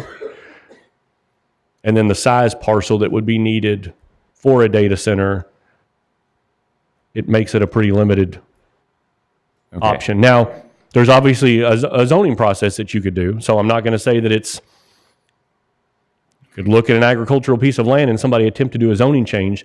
The problem with that, though, is there's not another like zoning near it, so it makes it very difficult in order to get that accomplished. Right. Without requiring a zoning change, the intent of this will drive this to the commercial zoned areas that are already there, which are few, and they are already managed along Commerce, along the railway, to the sites that you mentioned. Right. And like I said, C4 commercial properties, which there's C4. not many of. Now, you all just had a zoning change come through for the old Cherry House property that zoned it to C4, but if you look at that property, that sits within proximity to residentially And we had zoned recommended uses. rezoning So- for that as well. Right. Correct. Okay. Thank you, sir. Okay, further questions? Mr. Hampton? You have a lot more experience as far as investigating other data centers, what everybody else is doing. And I was just wondering if you could share, I know we're doing a lot of what ifs here today. What has been your experience, or what research have you heard of any environmental disasters or any huge problems with other data centers? We really haven't. I haven't heard a whole lot about that. I've heard what could happen, but I haven't heard a history of what has happened. Well, so I'll say this, and I appreciate your thinking I'm an expert, but I would also say I'm not an expert on data centers either. I've learned a lot over the course of the 6 months and even what they are. With that being said, we took our trip to Loud to investigate. We were able to go in one and see one, saw several, but went in one. So learned a lot just from that and what they look like and things of that nature. A lot of that's in our regs were opinions of what they refer to as the Board of Supervisors up there, as their equivalent of fiscal court, to if they had to do all over again, changes that they would make. And so they did say, recommend 1,000-foot setback, which is where we really kind of came up with that number. They said minimum 500, but they would say 1,000. They recommended generator testing times. There was the gentleman we met with really gave us about 7 or 8 bullet points on each, thing to say, these are pros of them, these are cons, and these are things that we would like to do over again. As far as any type of disaster that you alluded to, as far as one that's in existing operation that isn't in the construction phase or the temporary phase, there's not a whole lot of things to note. There's a lot of things, and I'm sure there's going to be people that will probably speak about this, is that there's a lot of issues from ones that are under construction that aren't fully completed yet that are causing issues. There's going to be some people that will come up and probably say there's ones that do create vibrations. There's ones that, have issues once they are in operation. But the one things the folks in Loudon told us were a lot of these data center companies, especially the larger ones, the Amazons, the Meta, things like that, are very receptive to making changes. And one particular example he showed us was where they were having a vibration issue. This company actually went in and put shock absorbers on their generators, which then eliminated that noise and vibration. But it just took that communication with the company to say, listen, there's an issue, how do we deal with that? So that was one thing that they stated. Okay, please. Just one other thing. Again, I'm still in the learning phase. I think most of us are. But there are several data centers within 25, 30 miles of us now. What is the history there as far as problems, issues, disasters that you know of? To my knowledge, none. And a year and a half ago, you probably drove past them and never realized they were a data center. Right, but I just want to hear it from you, that's all. Thank you. All right, anybody else? Ms. Nasser? All right, quick question. How was, on page 8, how was 55 dBA determined as the number? Well, that was a recommendation from Loudon. Okay. As well as you'll find that in a lot of data center regulations around the country. So when we started looking at these, we looked at a lot of different regs. I mean, most of them are focused around the Washington, D.C. area. But a lot of them, so Loudoun County, Montgomery County, areas like that, Frederick County, have most of the regulations in areas where there's a prevalent amount of data centers. You're obviously starting to see communities around here start to get them.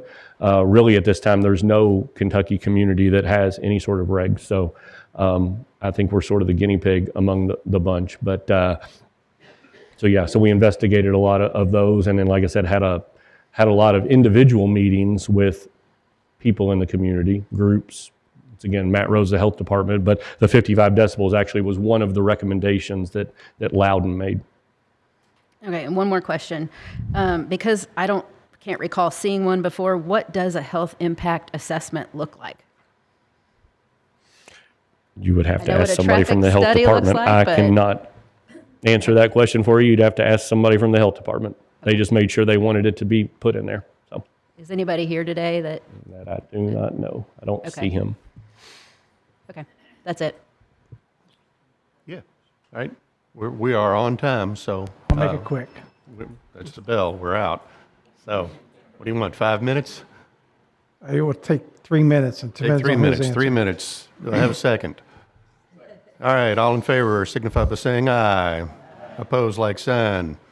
Tick-tock, Mr. Douglas. Mr. Fisher, what do your office need?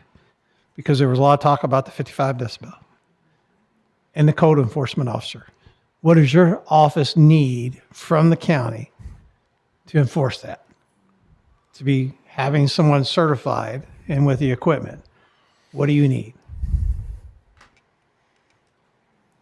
I don't know if you have an answer to that as far as what would. I mean, so I'll say this. Equipment? He's asking about equipment. Well, so I'll say this. I mean, we've got a noise monitor. Now, the question would be is, I don't know the rules on the calibration behind that. It's like when a police officer pulls you over for speeding, good attorneys come in the room and say, well, when was the last time that radar gun was calibrated? And I don't know. And the ticket gets thrown out. So we've got noise monitoring equipment now that he uses when people call and complain. We don't have a noise ordinance, though. That we can have the equipment all day long. If we don't have a noise ordinance that says, and this doesn't have anything to do with today, but just yesterday he received a call for, individuals complaining of a neighbor that's putting in stereo equipment, and he tries it out, but it's no more than, 10 minutes.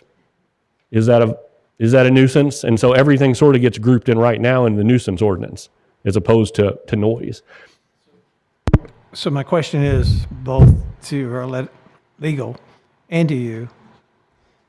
When the noise is in here for code enforcement, is this the new ordinance for the regulation just for the data center that he can manage to regulate and enforce? Or does the county need to pass an ordinance with this for the noise enforcement? I mean, first of all, it would be nice if there was a noise ordinance, but I don't think this is an ordinance. This will become an enforceable ordinance that the code enforcement officer can rely upon the regulation as something he can enforce. I mean, Ryan's concern about their equipment being calibrated, that's a whole different problem. But no, this would be an enforceable ordinance that the code enforcement officer could enforce. Well, and he could enforce it either under the nuisance ordinance, or he could enforce it as a zoning infraction. So he could come at it from a zoning enforcement standpoint. All right. Anything else, commissioners? All right. Mr. Fisher, thank you. Anything else? I do have one email that was provided me. I don't know Okay. if you want me to read that into the record at this point. Sure. Okay. So Mr. Adam Springer sent an email yesterday afternoon, and I'll just read this and then provide it to Ms. Edgar for the record. Dear members of the Oldham County Planning and Zoning Commission and Fiscal Court, as an individual member of the school board and a resident of Oldham County, I am submitting the following comments for the upcoming public hearing. While I am unable to attend in person, I respectfully request that these comments be shared with all members of the Planning Commission and Fiscal Court and included in the public record. I would also appreciate confirmation that my comments have been received and entered into the record. Number one, 1,000-foot setbacks. Our children's safety must come first. A minimum 1,000-foot buffer between schools and data centers is essential. Number two, maintain maximum height limits. Keep 35 feet for most zones and 45 feet in I-2 heavy industrial, consistent with current ordinances to protect our community's character. And three, define low and high frequency noise. Children and residents deserve clear protections. Peace and quiet should not be negotiable. I appreciate the time and effort your commission and the fiscal court put into reviewing these regulations for the benefit of our community. My comments reflect my concern for the safety, health, and well-being of our students and community members. Thank you for considering my personal input. Sincerely, Adam Springer, School Board, Oldham County District 3. I did write him back just to confirm on his comments on whether or not those were comments of the school board or comments of his personally, since he did send that from his Oldham County Schools web address as well as had that on there. And he did respond and say, thank you for response and for confirming that my comments will be included for the record. Just to confirm, my comments are entirely my own and do not represent Oldham County School Board as a whole. I'm sharing them solely as a resident and individual board member who cares about our community. Thanks again for your time and for all you do. Adam Springer. Thank you, Mr. Fisher. All right, anything else? Okay. All right. At this time, we will move into presentation or a testimony from those who support this measure. We have 50 minutes. Those who wish to speak in favor of this measure, one at a time, we'll get you up. Everybody who wishes to speak, I'd like to ask for you to stand now and we'll get you sworn.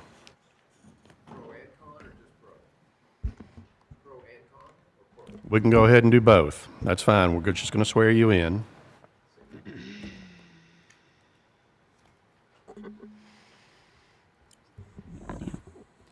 Raise your right hand. Do you solemnly swear to tell the truth, the whole truth, and nothing but the truth? Thank you. All right. As you approach the podium, we'll need to gather your name and address. Whoever wishes to go first. Hi, my name is Suzanne Hunley. My address is 7517 Ashers Run Drive in Crestwood, Kentucky. I am here both as a citizen of Oldham County and as a school board member of District 2. I was elected to represent District 2, and that's what I'm here doing today, so you can put me down for a school board member and for a resident. I'm here to recommend a minimum of 1,500 to 2,000 feet for setbacks for any schools or school-owned properties, regardless of how the property is zoned. This would protect our current buildings and would also protect land we own or acquire for future use. It actually makes me really sad to hear that the people on the committee thought so little of our schools to begin with. Considering property values in this county are driven heavily by our schools, and those property values bring in a lot of money to our county, I would hope our schools would have received more thought in this process. Crestwood Elementary is a great example of the importance of this in my district. Our playground at that school is about 10 feet from the property line that borders Waldeck Farm. We, of course, have other school properties in the county that border farmland as well. 1,000 feet is 333 yards, so a little more than 3 football fields, not including end zones. The average male golfer can drive a golf ball 225 yards, to put it in a different light. I feel 1,500 to 2,000 feet is definitely the minimum amount this should be from schools, and perhaps urge you all to consider carving out 2,000 feet. Again, I think that schools and school-owned properties, even if they don't currently have a school on it, should be spelled out specifically in the regulations and should have a minimum of 1,500 feet setbacks, regardless of how they're zoned, and that's how the language should read. I appreciate your time and consideration on this.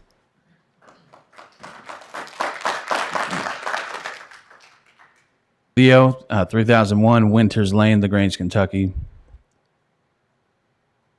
So I'm coming to speak to you today, really wearing 3 different hats. 1 as an Oldham County resident, 2 as a parent that has 2 students in Oldham County schools, and then 3 as a school board member representing District 4.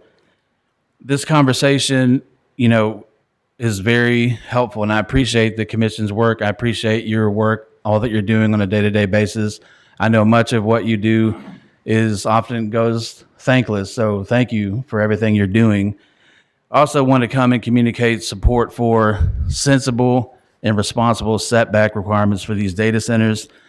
I with Suzanne, want to express a little bit of concern that Oldham County Schools, it was voted to not include that voice in the process. I think to have that voice excluded from the process, representing so many people in our county, whether they're students, teachers, parents, staff, I think is a bit concerning. I want to also just focus the conversation on what is sensible and responsible. Whenever there's something complex in front of me, I like to look at what is the simplest path forward. And knowing that tech changes minute by minute, what remains and what stands the test of time is what happens in the classroom, is what happens in the classroom between teachers and students. And our job, my job, I'm not speaking on behalf of the board, I'm speaking on behalf of myself and those that I represent in District 4. That relationship between the student and the teacher is paramount. And so Oldham County Schools, all of our high schools are in the top 10 in the state of Kentucky. That's not by accident. Oldham County High School alone has moved from 32 to number 8. And I have no doubt in my mind that Dr. Brown will continue to lead that school into the top 5. Again, that's not by accident.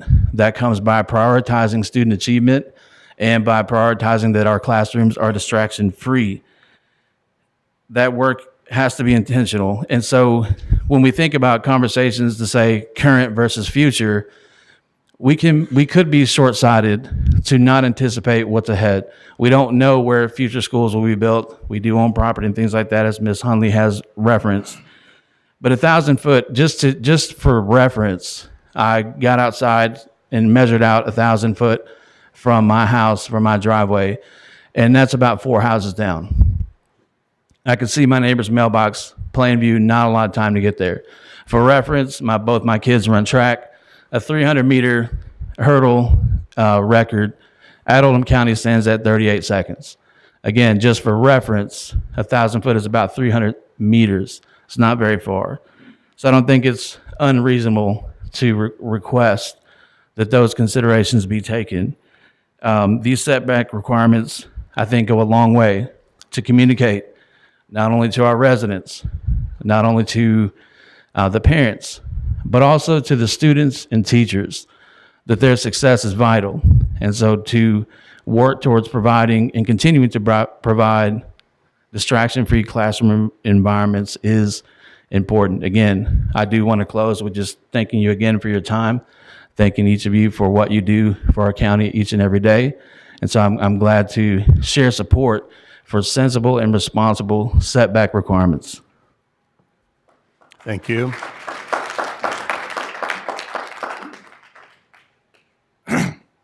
Hello, I'm Eric Pullen, 5311 Montfort Lane, Crestwood, Kentucky. I've worked in IT for over 30 years, and I've seen a lot of technology come and go over those years. But one thing I want to make sure that that you're aware of is that data center technology hasn't fundamentally changed a lot in the last 30 years. I built data centers. I was a part of the task force, and the reason I joined the task force was very simple, is that I wanted to make sure that there was at least some level of knowledge and expertise around what data centers are and how they're built. I've built small data centers, I've built medium-sized data centers, and I have worked for Amazon Web Services for almost 9 years. So as part of that, one of the things you have to realize about a data center, it's a very simple building at the end of the day. It's a building where you house a lot of computers, and it needs power and it needs cooling. For every watt of power that you power a server, you need a watt of cooling for that. How you do that and the sort of technologies around that has changed a little bit over the years, but fundamentally it's basically the same thing. The density of those things has changed, and so technology around cooling, parameters around cooling, those things, over the years, we've increased the amount of cooling parameters that we need, so we've been able to have data centers that are higher temperature, and those are things that we've done to try to lower the amount of energy that we're consuming for these data centers. So I believe that the committee did a great job, and I know that certainly with Ryan and others that were on the committee of taking various input, I learned a lot about the sort of process for how the government works here and the local government. And so there was a lot of things that I didn't understand during this process, but I think that we did a great job to take in all those different things. The one fundamental piece that I kept coming back to is let's make sure whatever we do is fundamental for all businesses. We shouldn't single out one business. We should make sure that if we need the ability to reclaim old buildings, then we should do that universally. If we need certain regulations on sound, those should be universal. Calling out data centers alone, especially small to medium-sized data centers, just doesn't make a lot of sense to me. You're going to want data centers to be housed next to hospitals, next to other facilities, as businesses want to grow into Oldham County, whether it's hyperscale or not. This regulations that are before you are for data centers as a whole. So make sure you think that through, that it's not just about the hyperscale side, it's also the small to medium size. The other thing that I want to make sure that people are aware of, there are already data centers in Oldham County. This isn't like we don't have any. And if you've ever been off exit 14, there's a large underground facility. I've actually toured that facility. It is not something where we don't have large scale data centers already in Oldham County. May not have had regulations at that time, but we do have them. So saying that all data centers are bad doesn't really make sense to me either. We have them. They can be great citizens of your county. And I believe that we could bring in, additional tax revenue for that as well. There are also things that when you look at these regulations, we have to establish the things that are outside of the control of the county. I know you're going to probably hear a lot of impassioned pleas today about things like the cost of electricity and those things. Those are all fundamental concerns. Unfortunately, they're not concerns that we as Oldham County residents can have much say in. It's a regulated utility in Kentucky. The state sets those. If you have concerns about that, we should all go down to Frankfurt and talk about those, and I think that's a great idea. But at the end of the day, we don't have any control over what the cost of those utilities are going to be. As a data center builder back in the day, I had many times when LG&E would approach me and say, you want to build this, you need to increase this size, you're going to pay for it. And we did. Had no problem doing that. You need to increase, a certain size or a limit to a main entrance point for an LG&E facility. All those things can happen as well. So the other thing that you may hear a lot about is, there are times during this process when we wanted to make sure that things like height requirements, I agree, I think these buildings shouldn't be that tall, but we already have height requirements. We shouldn't add additional regulations into the data center regulations when it already wants to cover this. It's a height requirement was not even something I was aware of until Ryan told us about that. I was like, well, then kind of covers that base. So again, let's not overcomplicate something when there's already other regulations on the books to do this. And lastly, and this is really sort of the big thing for me, is that I want to make sure that we do take one particular piece, and I think this was brought up in the task force meeting a couple different times. There may be language outside of the scope of the data center regulations that do need to be addressed. I think one of those that you all should look at in the future is what is considered a private utility. There was a lot of talk about that early in this process, and I think that is something that should be addressed, that those definitions around those are not as wide open as maybe they are today. And so we can say, well, private utility can't be classified as a data center and those other things, or something new that comes into the world. So that's a piece of code that I think should be addressed, but I don't think it necessarily needs addressed in this one particular piece of legislation. So that's it for me. And if you have questions about data center stuff, I'll be more than happy to answer that as well. So, thank you, Mr. Pullen. Thank you. Who would like to go next?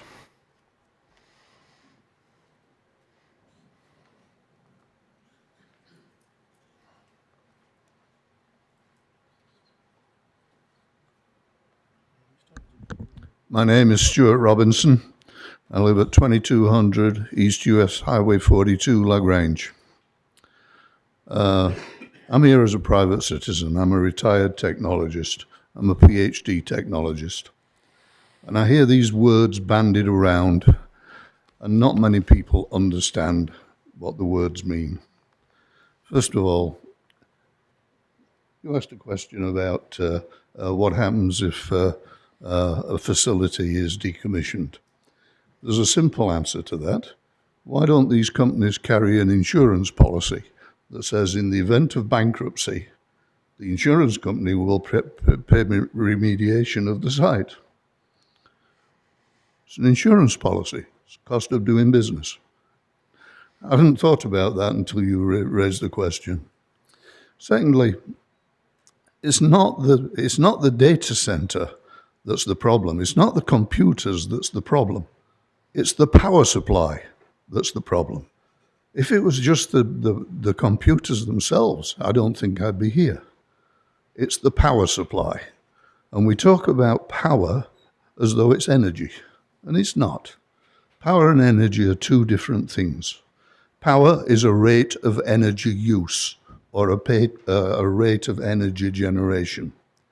When you pay your electric bill at the end of the month, what you're paying for is about 1 megawatt hour of energy. 1 megawatt hour, that's 1,000,000 watts of power generated over an hour, right? That's 1 megawatt hour of energy. A 600 megawatt power generator generates 600 megawatt hours of energy every hour. It's a huge amount of energy. My background is really in the steel industry. The biggest electric steel smelting furnace in the USA today is about 100 megawatts. 100 megawatts. We were talking about a 600 megawatt data center on US 53. It was shameful. 600 megawatts is an enormous amount of power. Enormous. We talk about watts, kilowatts, megawatts, gigawatts, terawatts, and nobody really understands what the differences are. It's a logarithmic scale. Each one is 1,000 times bigger than the previous one. And to put it in context, it's very simple. 1,000 seconds is about 11 minutes. 1,000,000 seconds is 11 days. 1,000,000,000 seconds is 32 years. 1,000,000,000,000 seconds is 32,000 years. That's the differences in scale. When we're talking about high power data centers, we're talking about industrial scale facilities. And it's not the computers, it's the power supply. Every data center needs a 24-hour emergency backup supply that can keep the computers going. So a 600 megawatt data center needs a 600 megawatt backup power supply. 600 megawatts, that's a huge amount of power. It's the same size as the power station on the Bluegrass Parkway, the gas power station Dynegy. 600 megawatts. It's huge. So all of these comments are legitimate comments. I'd like to know what the difference is between small, medium, and large data centers and hyperscale data centers. Is that based on footprint? Is it based on power? Is it based on computing capability? I really don't know. Can you answer that one? Is that actually written in the regulation? It is. Okay. And is it based on power? Square footage and power. Okay. These facilities are enormous facilities. Yes, we have small data centers. I mean, the hospitals have a data center and so on and so on. But we're not talking about data centers that are ultra high power. That's about all I have to say. Thank you. Thank you.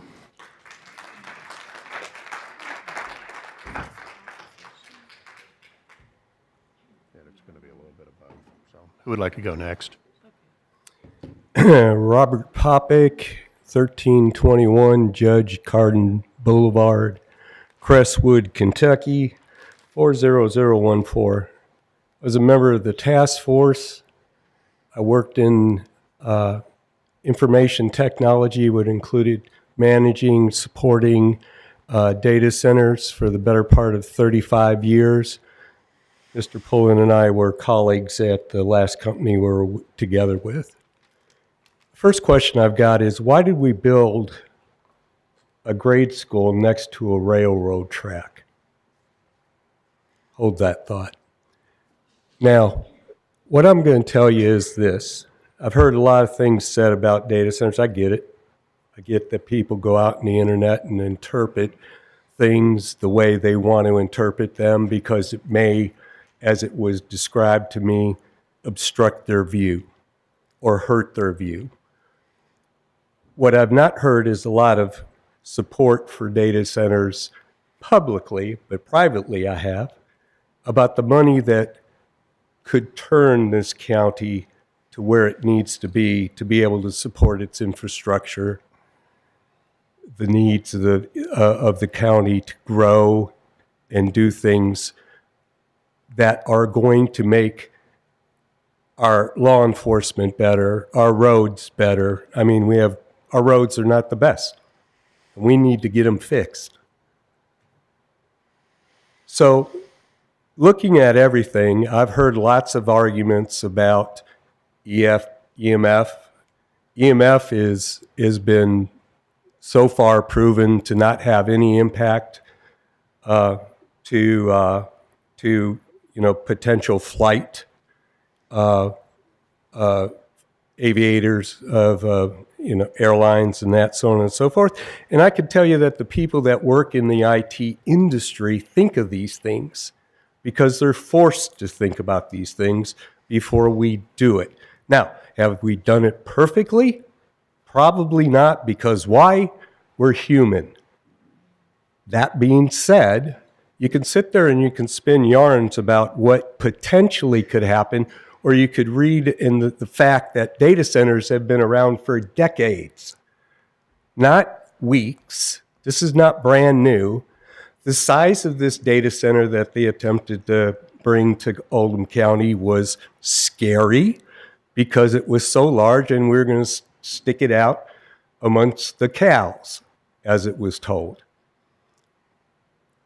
I don't think a lot of thought was given to it, and had a lot of thought been given to it from an adult, intelligent way, we might be in a better place today because of what it would have done for us economically. Yes, I am for economics of Oldham County. I am not here for me.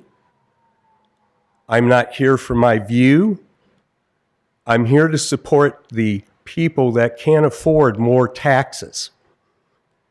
This is a simple way to get there and do it in a good way. Data centers help this country. Data centers are going to innovate this company. Faster ways to cure cancer. I'm a cancer warrior that was not given cancer by a data center. There are those that want to scare you and tell you that that happens. I was given it by diabetes too, from my parents.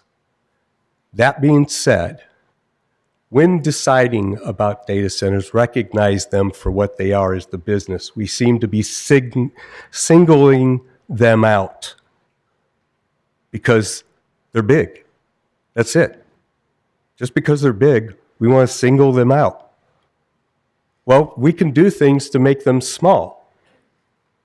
And maybe a super data center is not what has to be here, but data centers do need to have the right to be here and help us and help drive the economy and help bring business to this community. And I wouldn't stand up here and say anything differently. I support our farmers. I support those who are truly ranching and agriculture. I have, because I came from that. I came from a small community in Batavia, Illinois, that in 1968 put in a super data collider in the farmland of Batavia. And Batavia flourishes as a quiet community that allows itself to enjoy the benefits of a good tax structure. Thank you. Thank you. Who would like to go next?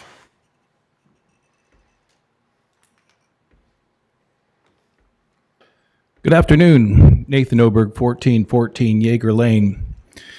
I'm not going to opine on whether a data center is good or bad for Oldham County. We're talking about zoning regulation here. Does anybody have a Long John Silver's or a Walgreens in their subdivision? Any hands? You don't, because it's not zoned for it. And that's what we're trying to do here.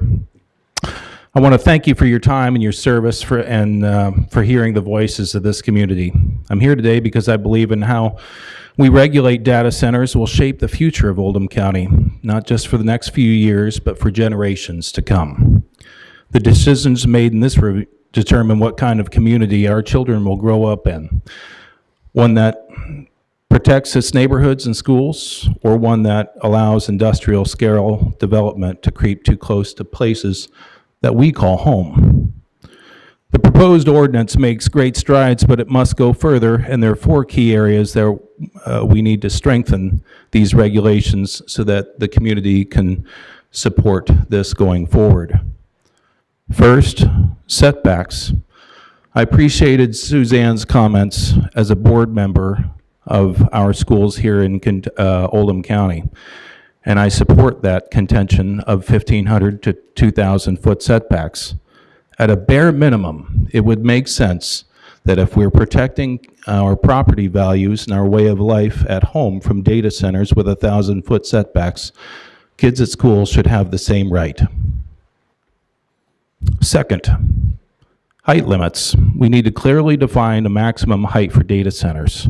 To put it in perspective, some of our members of our fiscal court toured the Saby Data Center in Loudoun County, Virginia. They noted its massive scale and size. It was 40 feet in height. If you look at page 3 in this proposed ordinance, I believe, it talks about height requirements.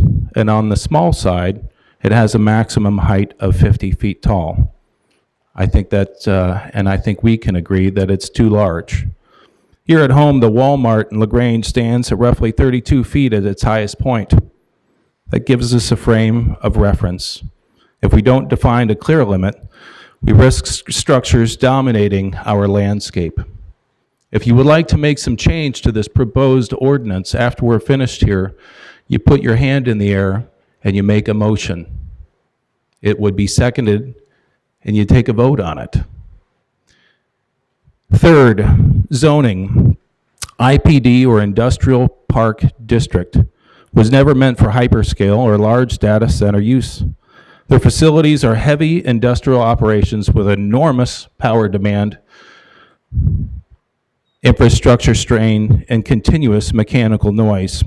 Our IPD district does not define or permit heavy industrial use. I think we can all agree that a large or hyperscale data center greater than 100,000 square feet and 50 megawatts is heavy industrial. Our IPD is, and its highest and most intense usage is light industrial. There is no heavy industrial use there, despite the name Industrial Park Development. We should be very clear there. There is, however, plenty of room for small and medium-sized data centers. That's where they belong.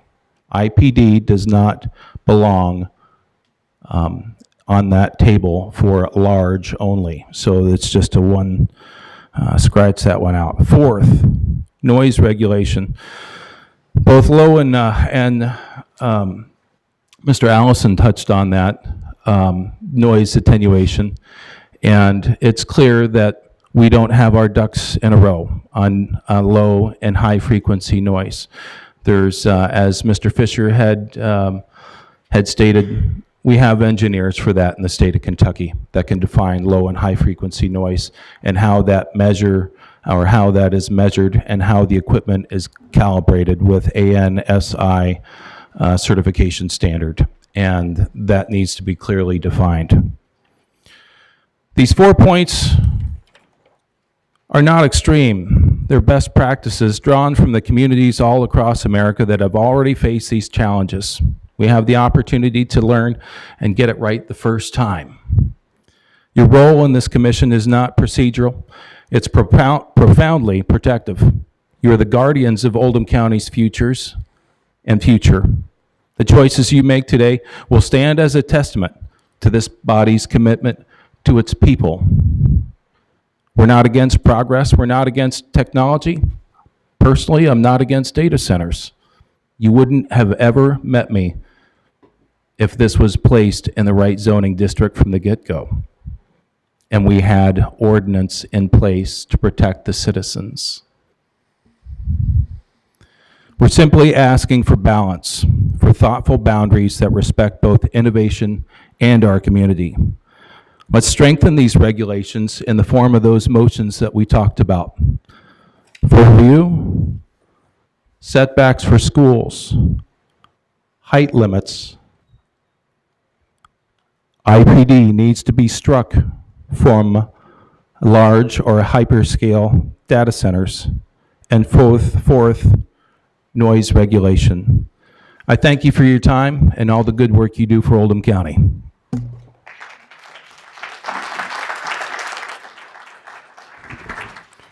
Mr. Chairman, Yes. just for clarification, we are still on support. Yes, sir, that's correct. Thank you, sir. I am Barry Laws. I'm the constable of District 3, Oldham County. I'm an Oldham County resident. I'm really heartened by the questions you all are asking. This is wonderful. It means you're researching it and you're taking this seriously. Because data centers aren't like any other business in Oldham County. The scale doesn't exist in Oldham County. The noise doesn't exist in Oldham County. The emissions don't exist in Oldham County. And the power and water usage, it's wholly unprecedented in Oldham County. Data centers are gigantic business abnormalities, which is sobering to Oldham County. Nothing similar to other businesses. Yet I hear comparisons in county meeting after county meeting about how data centers should be regulated the same as other businesses. How it would be unfair to single out data centers, yet data centers aren't any other business. No more so than an airport or a nuclear facility. We wouldn't expect them to go under the regulations we have on the books now. The equivalent size of the proposed data center on 53 was 11.6 Costco warehouses. Let that sink in just for a second. Imagine the size of 11.6 Costcos, yet they weren't 30 feet like Costco is. They were asking for 75 feet. And that's just the shell. Then there's the electrical generating plant running 50 to hundreds of industrial-sized generators, depending on the size of the business. These put out industrial-sized noise and industrial-sized pollution. You have the industrial-sized cooling towers using hundreds of industrial-sized fans and upwards to millions of gallons of water to cool the computer systems. These emit industrial-sized noise and industrial-sized waste. So here are our asks. 1, now this is to stay within the purpose and intent on page 1 that was read to us. We need a minimum setback, and I'm going to go 1,500 feet, I like that, from any school in noise-sensitive areas. At the moment, the setbacks are 0 to 35 feet for schools. Our kids deserve 1,500 feet from industrial generators and industrial fans. I'd like to know who'd make a motion to amend page 3 under building requirements and setbacks to include schools and noise-sensitive facilities to 1,500-foot setback requirements. 2, we need a 500-foot landscape buffer before any fencing for aesthetics. This would take one of the gentleman's questions about barbed wire fences and such. What we have now is a fence that goes around the perimeter, and it's going to look like a prison. If we have a 500-foot landscape buffer, it'll be beautiful to look at. It's just a simple thing. So I'd like to know who'd make a motion to amend page 7 under landscaping, lighting, and fencing requirements to include number 3D, a 500-foot landscape buffer to be included before the first fencing or security fencing. 3, we need maximum height of 40 feet to protect the skyscape of adjoining areas and fit into documented best practices, which we have, of other communities living with data centers.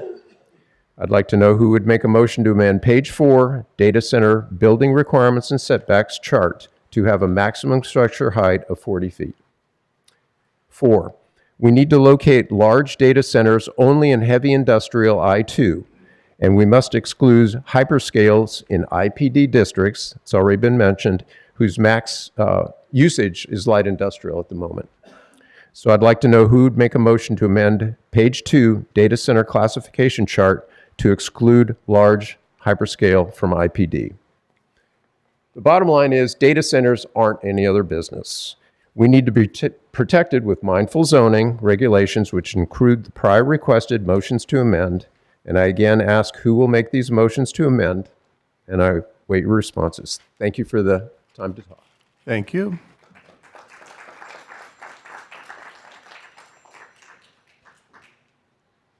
Hi, Amy Wellborn, 3404 Shady Dell Hang on one Boulevard. sec. Hang on.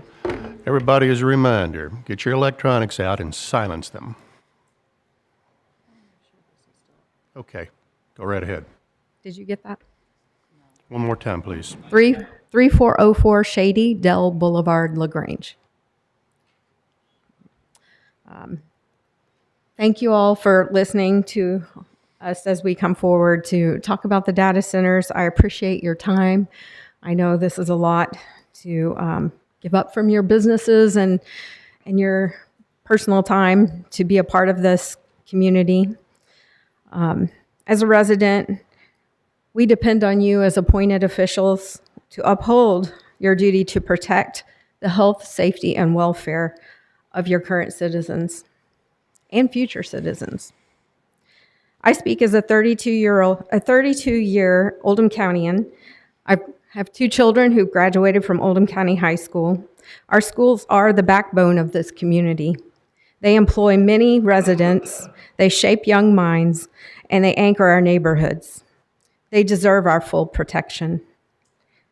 I'm appreciative of some of our school board members who've spoke on their own about this as well.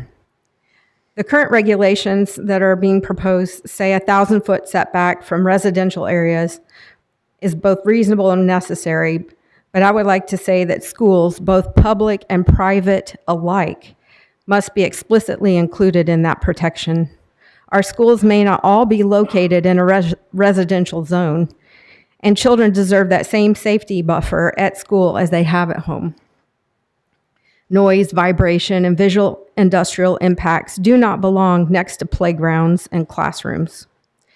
We invest heavily in securing our schools from physical threats. We must protect them as strongly from environmental ones. Oldham County Schools may not take a formal board position collectively, but public comments, as you have heard from individuals, show overwhelming support for schools to be included in this 1,000-foot or more setback requirement. It's time for our commission to act in the community's best interest without waiting for politics to catch up to common sense.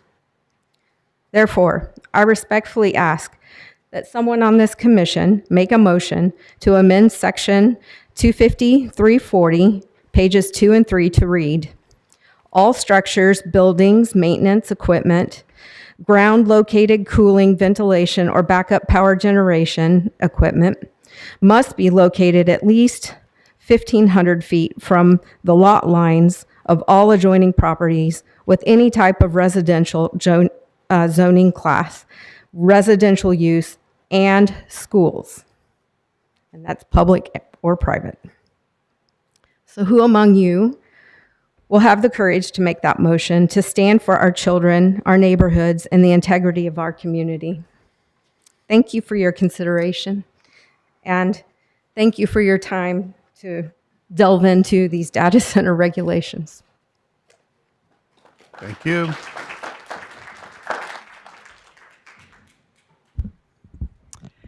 Mary Lowry, 326 Maple Avenue, Pewee Valley, 40056.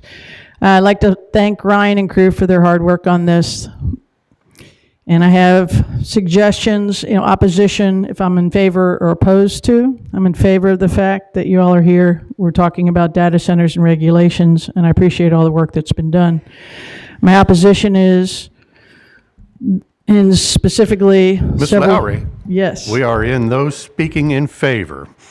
This is our I would like portion of the hearing. amendments. I would like amendments, as Thank everyone you. has. So you want to strike that opposition reference? My amendments would be the opposition. I'm in favor of the process. Yep. The amendments I support are as follows specifically: noise pollution impacting livestock. Humane Society of Oldham County is very close to the Sauerbach property.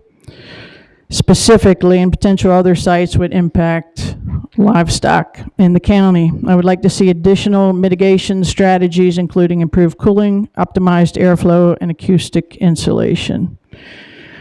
Trailing liability. Per data centers and similar industrial structures that are, quote, single use, there needs to be a comprehensive plan that outlines the entire decommissioning process, including timeline and responsibilities. In this plan, it's critical that the environmental impact is addressed. Bonding or an insurance policy should be mandatory. I support minimum setbacks of at least 1,500 feet for daycare, preschool, private, and public schools. IPD, Industrial Park District, use is light industrial. Hyperscale data centers are heavy industrial, and there's no place for this in IPD if it's greater than 100,000 square feet and 50 megawatts. And maximum height need to be defined, ideally 45 feet. Thank you guys for your time. Thank you.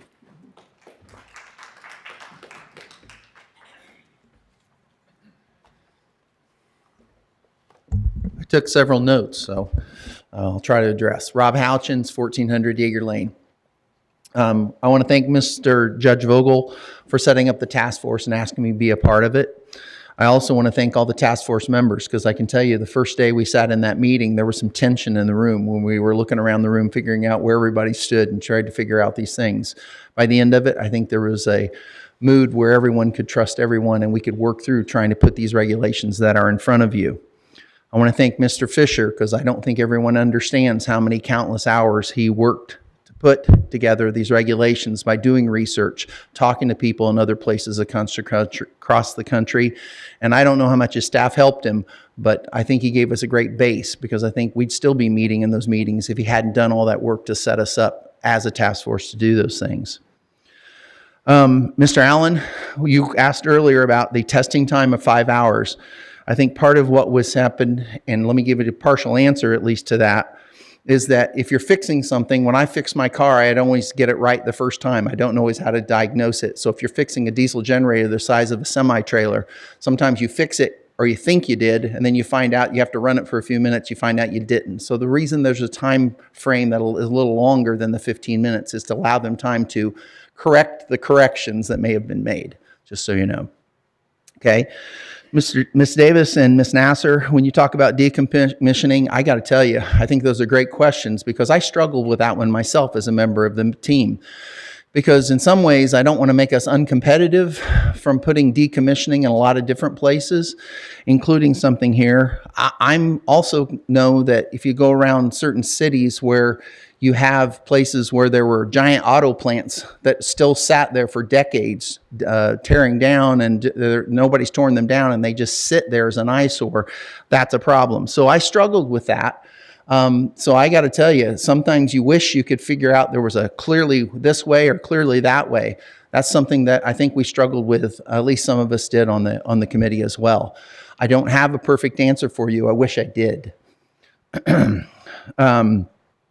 So, Jim, when you bringing up what we were talking about with the wastewater, part of what we talked about there, and guys, I want you to realize that in this county, we have someone called Dr. David Hine, and he is the professor of toxicology doctor at U of L. He's at a national conference speaking in his area of expertise, and so he's speaking on these very things that we're talking about today and others.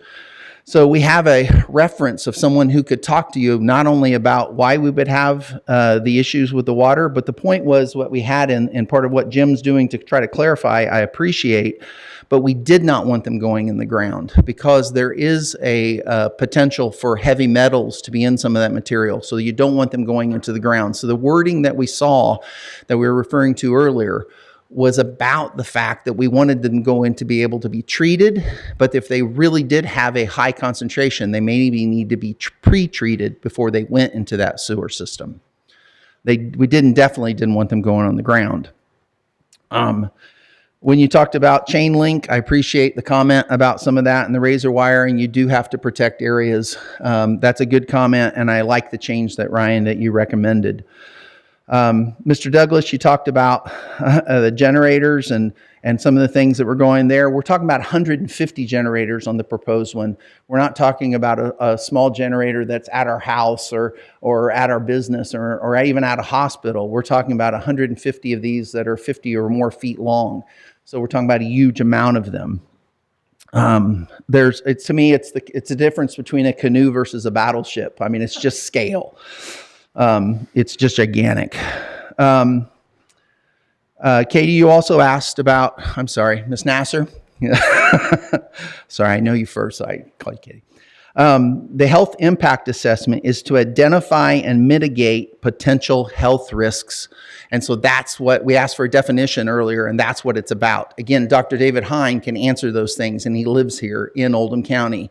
I could try to tell you a little bit about it, but I would be the canoe in this one, and he would be the battleship, okay, and knowing the information about this. Mr. King, I appreciate how you've run the meeting. I appreciate the questions that you guys have asked. I asked for one change. The only change, and again, I agree, I'm here speaking in positive, right, is the setbacks. And I do wish that you would include the schools, and I would ask for it to be 1,000 foot or greater. So that would be my only request for change. Thank you. Thank you, Mr. Houchins.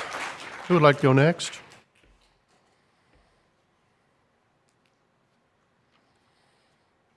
I'm Mark Herbener, 2718 18 Mile Church Road, LaGrange.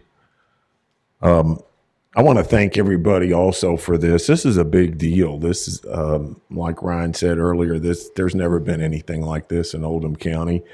And I think when the proposed data center on 53 was announced, there's never been a public outcry to planning and zoning like there has been on this project. So I appreciate your time to listen to all the comments and get this right. I see some ambiguity in the zoning text amendment as it is currently written. It should be amended today or sent back to the SRC for further study. On page 1, and we've heard people talk about data centers, and one thing that's come out in today's conversation is the definition of a hypercenter, large data center, and that's defined on page 1. And it's so important because I work at a data center too, and there's a big difference between a hyper data center, like the one that was proposed for Highway 53, that has a generating capacity equal to that of the Cane Run LG&E plant, and a small data center that powers a hospital.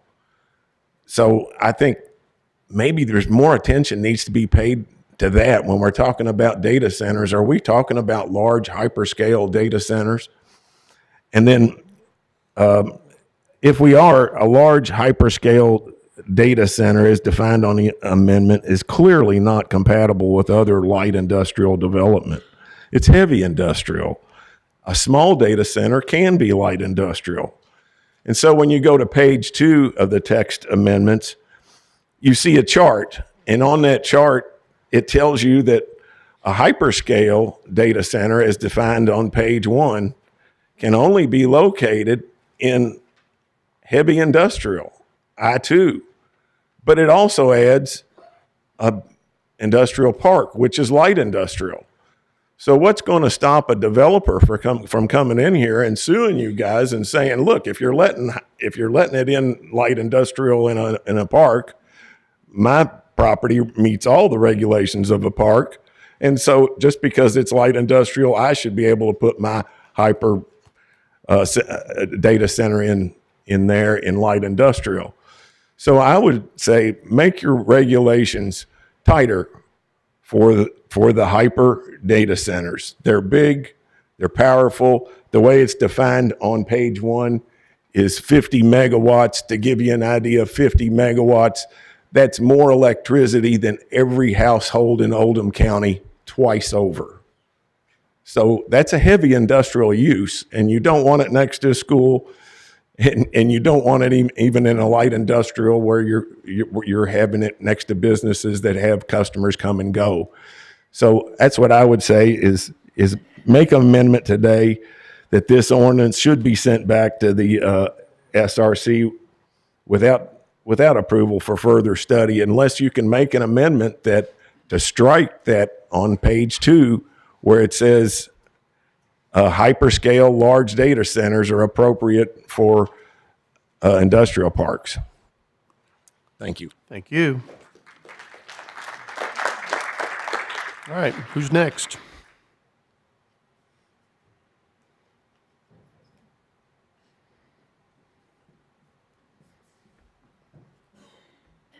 Everybody.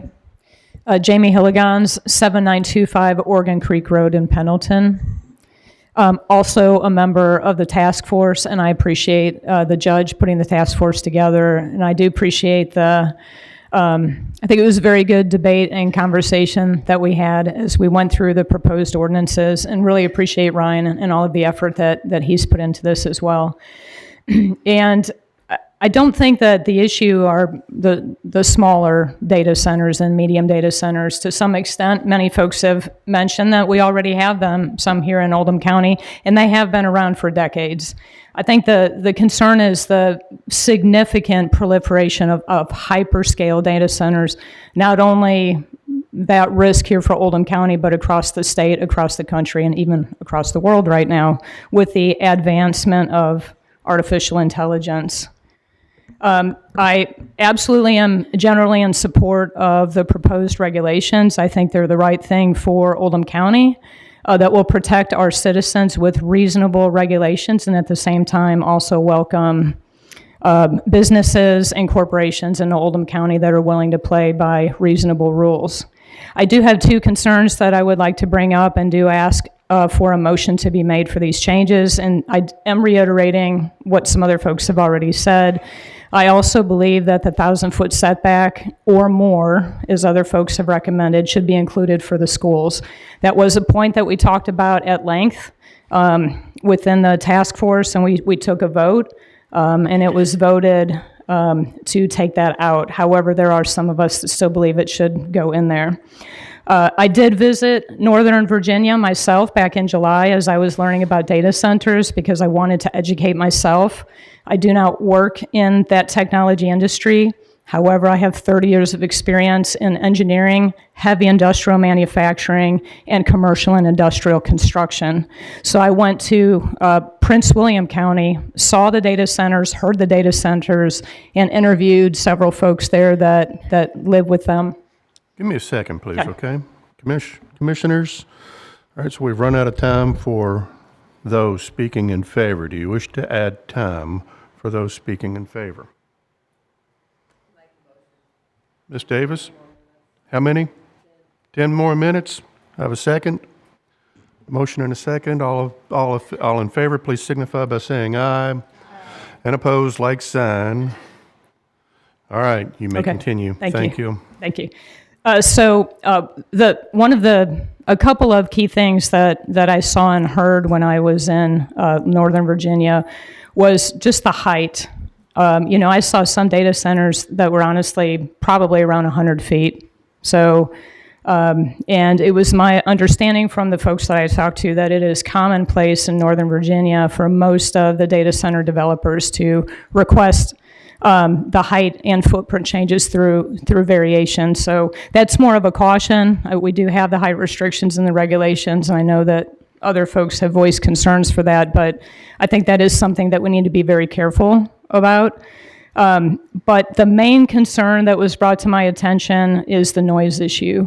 And from the reading that I've done and from various folks that I've spoken to, this is the #1 complaint from folks that live or operate near hyperscale data centers. I'm not saying every data center has a noise problem, but there is a general consensus, and there's also significant data and documentation out there that many of them do make noise. It's not only the sound power or the sound level that has already been discussed here, which is limited by the 55 dBA. I highly recommend that not be increased. If anybody makes a recommendation to increase that, it should not be increased. I think the other concern that's been brought up is the high frequency and low frequency noise. We do not have a regulation for that. We talked about that at length in the task force, but none of us are acoustical engineers, so we were not equipped to develop proper regulations to put some type of band or vibration requirement or whatever it might be on frequency. So my recommendation is that I think further work needs to be done in the area of noise and vibration, again, because that is the number one complaint that people have around these data centers. So again, my two areas of concern are, I believe that schools, both public and private, should be included in the 1,000-foot or more setback, and that I think we need further study by professionals in the area of noise to look further into vibration and the high and low frequency noise issues. Thank you. Thank you. All right, who else? Seeing none, last chance.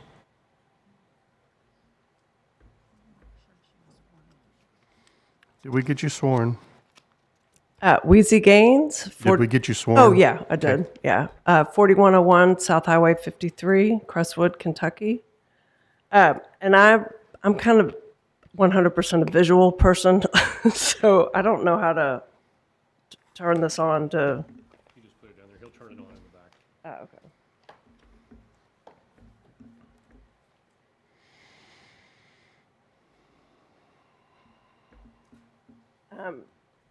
So thank you all very much for giving me this opportunity. And as we all are learning about the data centers, I want to kind of talk about the what has been brought up about the deconstruct or decommission of, making sure that those stay in place. And kind of case in point is that, not to put down AT&T, but the AT&T poles that are retired kind of stay as they lay or stand.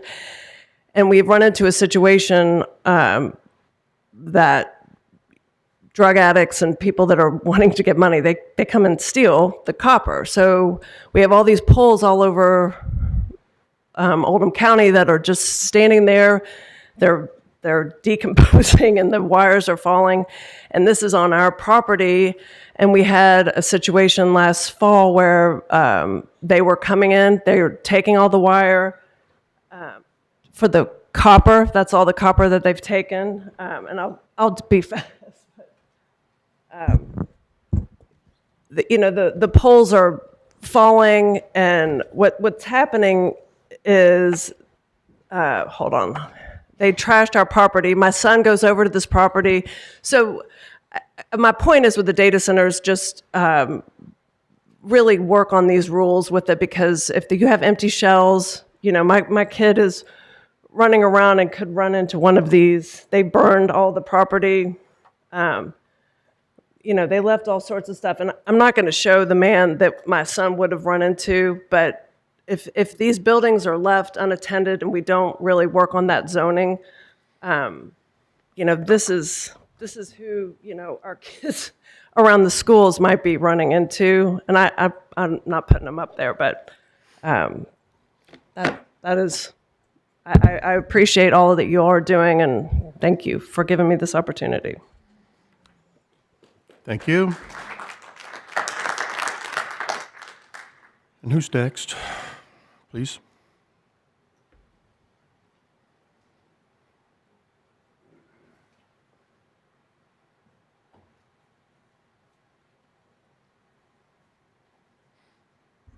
Y'all are doing marvelous work. Just wanted to say so. My name's Arthur Blake, and I live in LaGrange in Oldham County, resident. I wanted to, first of all, say the kids deserve the same kind of protection as the neighborhoods as far as setbacks, and I'm in full agreement. It should be 2,000 feet, but 200 anyway, 1,500 minimum. But just in a different track of thought, these things, there's liable to be a bunch of them in the county, and these things get big. and they're going to gobble up a lot of ground. I remember back 5-10 years ago, they got rid of the very last working farm in Jefferson County. That was the very last one. Jefferson County spreading out, and you can't stop progress, but you can,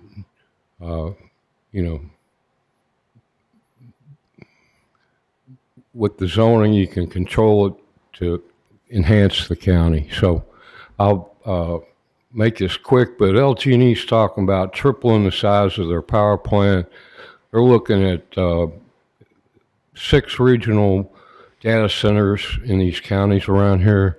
The state, going to the state, the power companies, I've heard the number, I think 60 of these are going to be in the state, or in the state, maybe the region, could be Indiana. But these things, they get big and they cluster and they gobble up ground, and this thing's in a bubble, and like the tech bubble. And it's not long before all this leveraged money is going to totally pop, and there's going to be about 4 or 5 of the Googles and the Amazon standing. The rest of them are all going to get wiped out. You're going to see a crash in the market. This is all leveraged, and technology's moving ahead. So all this will become obsolete. We are looking at empty buildings in the next 10 or 20 years. We are looking at, which are great if you're a rat, but these things, we are going to have to deal with that, and they should be bonded so that they mitigate the proper, when they get done here, and they will. But it's my opinion, but it's also, you can look at Memphis and different places and see all this coming in the markets. And this is a major, major problem that will be here before you know it, because they're getting so small now. They're getting little bitty, the Chinese are coming up with little bitty data centers the size of refrigerators that will be taking the place of these buildings in no time. I mean, they have those now. So this is what we're talking about today, but this will be vastly different 3, 5 years, 8 years down the road. But I appreciate your time. I know I'm, all over the place, but I appreciate it. Thank you. And who else? Any others? All right. I will close the section for those speaking in favor of the application, and we will move into the section for those speaking in opposition to these proposals. Who would like to go? Seeing none. All right, commissioners, where are you? You good? You need a break? Yes? All right. No? You good? Okay, so we're going to move forward then. So, commissioners, it's time for your questions for those who've given testimony. I have a question. Please. And I can't recall your name. I'm sorry. Eric? Okay. When we were talking about decommissioning, you made a suggestion that there are insurance policies that data centers would have that helps with decommissioning, or you mentioned something with insurance? Somebody else that mentioned that. They can be bonded. I mean, there's a lot of options, and that's not just for data centers. That's for any facility. You could bond them for removal at some later date. The thing, and I heard a lot about the decommissioning. We talked a lot about it in the task force, and I'll tell you that generally speaking, data centers are not decommissioned that way. They are typically bought and sold.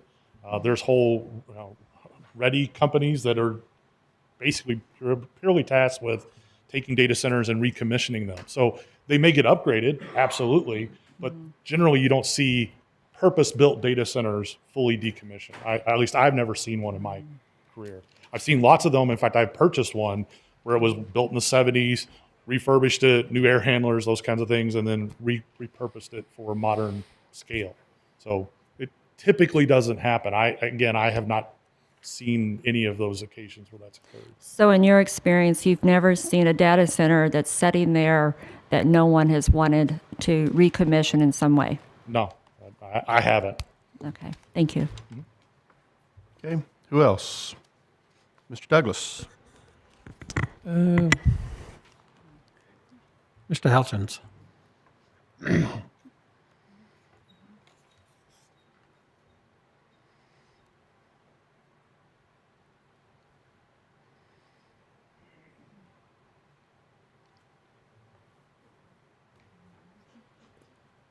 Yes, sir.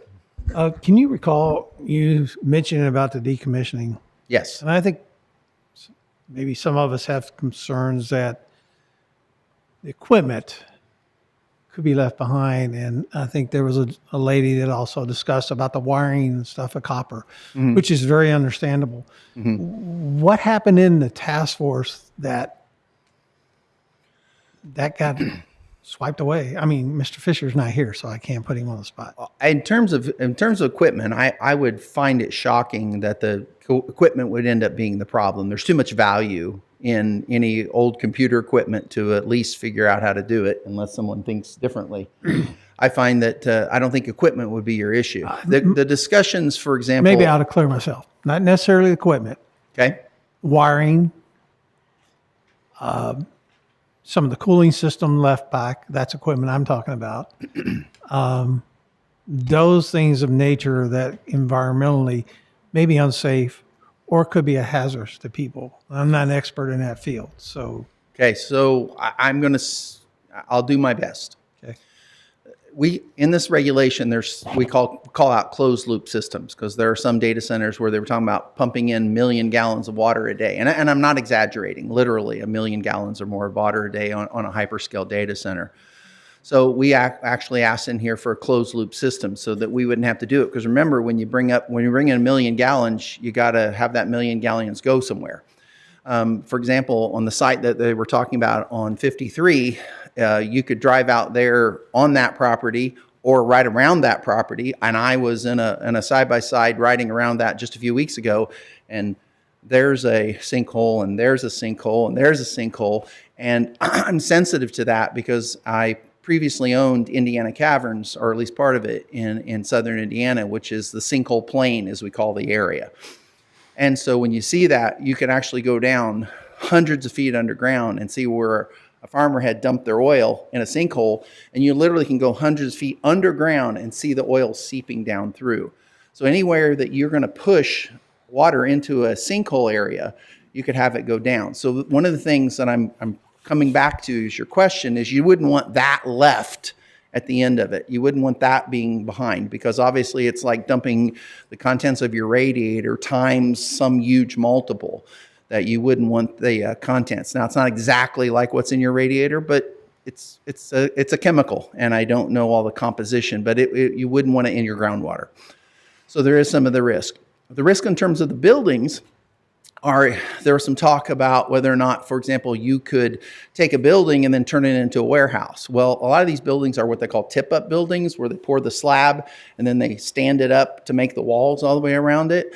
So if you do something like that, you have to be careful, because they're structurally independent, and you can't just build 100 docks down the side of this huge building and make it suddenly into an area where you could pull in semis all day in and out, because you build it specifically for that purpose.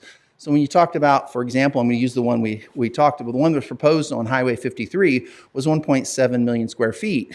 And so when you talk about that sheer size, you'd need an awful lot of trucks, an awful lot of parking area, an awful lot of area just for them to turn around. And if you've driven between here and Indianapolis, you can see some of the development going on there, where it's huge parking lots for those kinds of activities.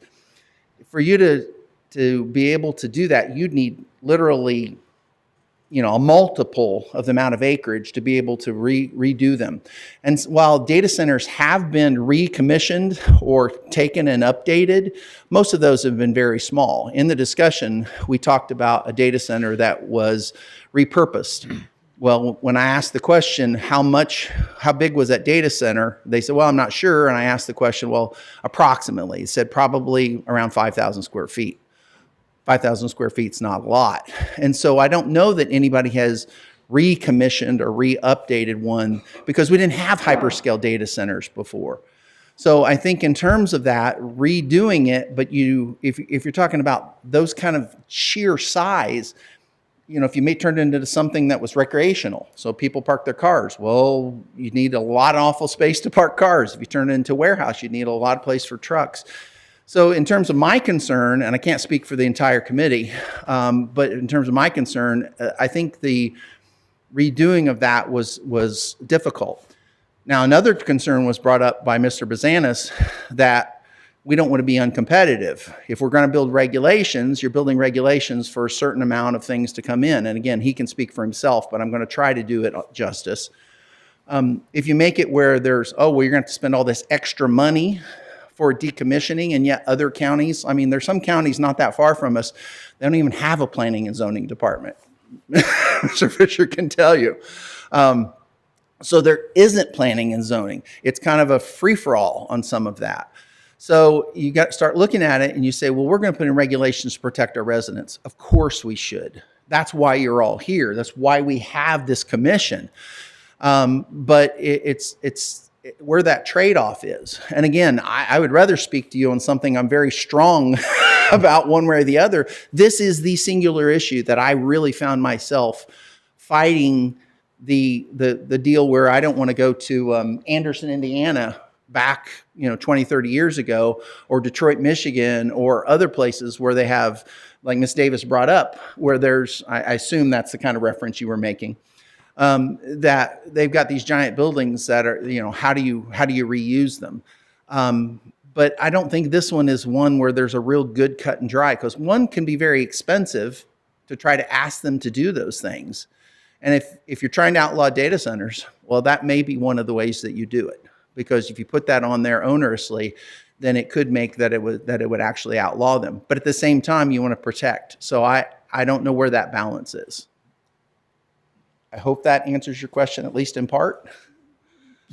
Without a clear answer. I couldn't give you a clear answer. If it was, I think it'd be written in the regulation.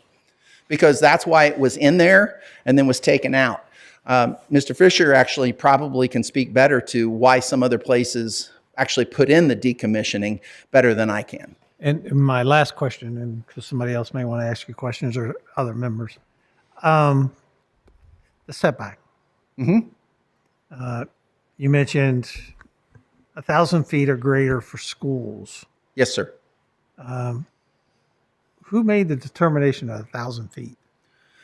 So this again goes back to the research that Ryan has done, and part of the going back to what would they have done different with some of the places that have had it. And so if you go to Loud and you talk about what they would do, Ryan, am I speaking correctly on this? I'll let you finish first. Okay, so there's certain regulations. So also realize, and I think I'm glad you asked the question, if you look at Meta, for example, they're what they call the gold standard in the industry. And what they do is automatically 1,500. That's just what they do regardless of where they are, because as a good corporate citizen, that's what they've declared they will do to be the gold standard, to be the best. If you're going to have them, they would be the best. That's one of their ways of trying to be in the community, but not interrupt or upset the community. So they've set it at 1,500. In the standards that we've got them written, for example, if I was building a data center and there's a residential area over here 1,000 feet, that doesn't mean that I have to own all that property between here and that residential. There could be that you own a piece of property between me and them that's also regulated, but it's not R. It's something other than R. And that could be counted in the 1,000 foot. So I could, as a regulation written, be actually fairly close to a property line, but a building could be between us, or multiple properties even, to make up that 1,000. So it's not like the 1,000 is just on my property if I was building a data center. Not that I would, but just as an example. Well, I just, was curious because the wording of it, because we do have regulations now that for certain things that even have 2,000 feet near any educational institutions. And just curious about So let your me opinion of that. Yeah, so let me take it a step further. When we're writing these regulations, one of the things that we brought, and this gives you some level of comfort, you say, oh, well, our current schools, well, here's how that would affect them. Well, it wouldn't affect them. Okay, we don't write regulations for today. We heard earlier today, Pewee Valley talking about, oh, we're going to put in 1.5 acres. Well, but everything before that, that's less than 1.5 acres, do we go tear down all those homes? Well, of course not. Do we reject all the applications before this gets enacted? Well, of course not. Those are grandfathered in. And so in some ways, it's not grandfathered, but it applies. The schools that we currently have what they have. They're already there. We're not going to pick them up and move them. We can't do those kind of things. The regulations that we're writing could be for the next school, whether it's an elementary or a high school or whatever in between. The point is that you want to write the regulations for not just what's today, but what will happen in the future. Thank you. Okay. Mr. Douglas, anything additional? Can I just elaborate on his Sure. answer? So first thing about schools to keep in mind is the distance to schools was never in any of our editions of this regulation. We asked at the very first SRC meeting, and I'm going to choose my words wisely about the school board here in just a second, but I asked at the very first meeting if there was any interest in putting schools in. There's not a lot of data center regs when we started this process that had schools in them. That's not a recommendation that Loudon gave us. They said 1,000 feet to residential properties, minimum 500. They said nothing about schools. And in Loudon, there are actually places where there's a data center right next to a school building. And what they talk about is the cooperation between a data center and getting kids interested in those careers, which are high-paying fields, is a very good partnership that they've found between schools and these data centers. So there are places where there's literally a school right next to a data center. Now, what they claim is their schools are off the charts as well, same as what Oldham County, when they come in here and talk about how great our schools are, they said the same thing. There's been no detriment to their education. So I asked at the very first SRC meeting, is there interest in putting schools in there? And there was no interest among the SRC members to put that in there, so we didn't. It was brought up at the task force group, and Jamie said that we voted, and it voted to get taken out. It was never in there. It hasn't been in there at all. Nobody from the school board has showed up. This has been going on since March. And for them to come up here and say that they were excluded from this process is, frankly, it's garbage, because they've known about this since March. Mr. Cedillo, who lives out near the 53 location, actually was in attendance at the first SRC meeting prior to him being on the school board, never once has made a comment about this, and then comes up here today and frankly says, I'm appalled that the school board wasn't involved. That kind of ticks me off a little bit, because at the end of the day, we work with the school board closer than any other county in the state of Kentucky. We have school capacity regs that no other county in this entire state has to prevent overcrowding of our schools. And for them to come up here, two of them, and say that we weren't involved and they used the word excluded, is garbage. So schools were never in there. I'm not opposed to schools being in there if that's what you all choose to do. But at the end of the day, don't come up here and say that we're neglecting our children when, one, you all chose to move Crestwood Elementary School closer to the railroad tracks, because in my understanding, it used to sit back by where the playground is. I don't know if that's true or not. Some of you all have lived here your whole lives. Okay? Number two, you've got 280 feet away from Buckner Elementary School sits 30,000 gallons of fuel above ground in storage tanks. Okay? 30,000 gallons of fuel tanks. And for a year and a half, I have watched kids at North Oldham Middle and High School walk across the street, no crossing guards, no anything, and almost get hit by cars constantly. So then get up here and say, we're going to talk about hypothetical buildings and what might potentially come. We're going to harm our children. There's three things right there that I talk about that they've done nothing about. So I think that's all I've got. Thank you, Mr. Fisher. Mr. Douglas, anything additional? All right, Mr. Klingenfuss, you had a question? Yes, if I heard the testimony right, the 1,000 feet is based not on science, but on public opposition. Repeat that.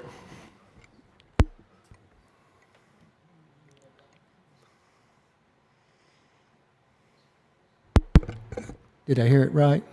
What did you just say? I'm sorry. I said the testimony that was just given about the 1,000 feet coming about is basically from public opposition, not science-based.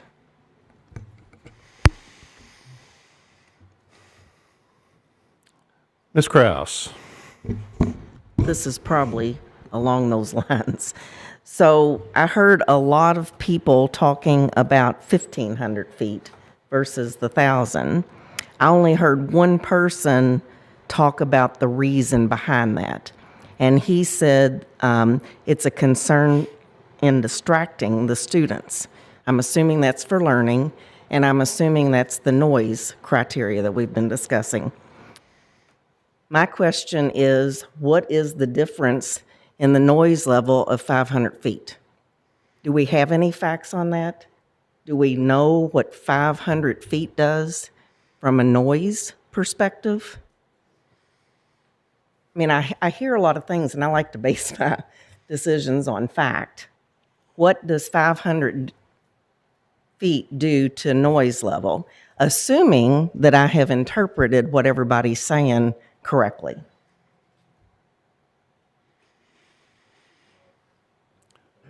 Ms. Kraus, I think it's a great question, and I think you stumped the panel. I don't think anybody in the room has an answer for you. All right? But, excuse me? Excuse me. You do not have the floor. Ms. Kraus, anything additional? No, sir. All right. Who's next? Mr. Miller. Thank you. This is a couple of questions for Jim, if I can. You mentioned earlier when we talked about connecting to both stormwater and sanitary sewer lines, the NPDES permit, which has a slew of regulations attached to them in terms of capacity and types of pollutants. This site would be subject to an NPDES permit being issued both from a stormwater as well as a sanitary sewer condition, correct? I think so. Yeah, that would be my thought. We'd have to look at the regulations for each site individually, but again, that's what we're saying at the TRC level, the Technical Review Committee level. That's where individual agencies would come forward and say, this is what's required for this specific site. So that would be addressed at that particular point in time at the technical level. That is correct. The second thing I have is, we talk about a closed loop water system on the site. And was there any discussion or consideration of one of these sites where the proponent would have proposed a cooling tower, and would the site height restrictions apply to a cooling tower as well as to the buildings themselves? I don't know the answer to that question. Okay. Something to think about. I mean, could be an integral part of that site and how it operates if a cooling tower is used rather than cooling ponds, which are also part of a closed loop system. Well, I think if there were a height restriction and there were an alternative cooling system, they'd have to get a variance because your ordinance, as it's written, says closed loop and has height restrictions. So if they wanted to entertain that, there'd be the variance process. Okay. Anyone else? Yeah, please. And keep in mind, too, on the height, so it's been talked about in testimony about the height and about the IPD restrictions. Keep in mind the power plant is in IPD zoning. The Dynegy power plant on Commerce is within IPD zoning. So the claims that IPD doesn't allow for heavy industrial, and I don't know what our definitions are of heavy industrial, but I'm going to say a power plant probably falls within that. In addition, they got variances for height to allow for 3 exhaust stacks up to 150 feet tall, and an interface tower up to 90 feet tall. So I get that we've got restrictions. And the thought behind what should be allowed in IPD is that heavy industrial, that wasn't the intent. Well, there is heavy industrial in IPD. Some of the buildings on Quality Place you could maybe consider heavy industrial, and that's in C4 as far as the use, not the zoning. And so I want you to keep that in mind as well. And like I said, I stated at the very beginning of my last response, I'm not against any of the things that they proposed. If you guys choose to put those in there at the end of the day, that's what we're going to go with. But I just want to make sure we're getting all the facts and it's all laid out on the table that there is heavy industrial in IPD in this county. The 1,000-foot setback to the school, I think Ms. Krause asked about some rationale behind it. In solid waste transfer facilities, there's a 1,000-foot setback and it includes schools. Medicinal cannabis, the state law says 1,000 feet from schools. So once again, I'll go back to the school. They didn't show up at all for medicinal cannabis and said, we want this to be 1,500 and 2,000 feet away from our schools so we can sell cannabis, but not a potential data center building. So I think if we use 1,000 feet as a reference, then we've got some comparison to other regulations and other state law that says maybe 1,000 feet could be entertained. Thank you, Mr. Fisher. All right, further questions from the commission? Clarification for Mr. Fisher. So the IPD does not say that it's light industrial only in it?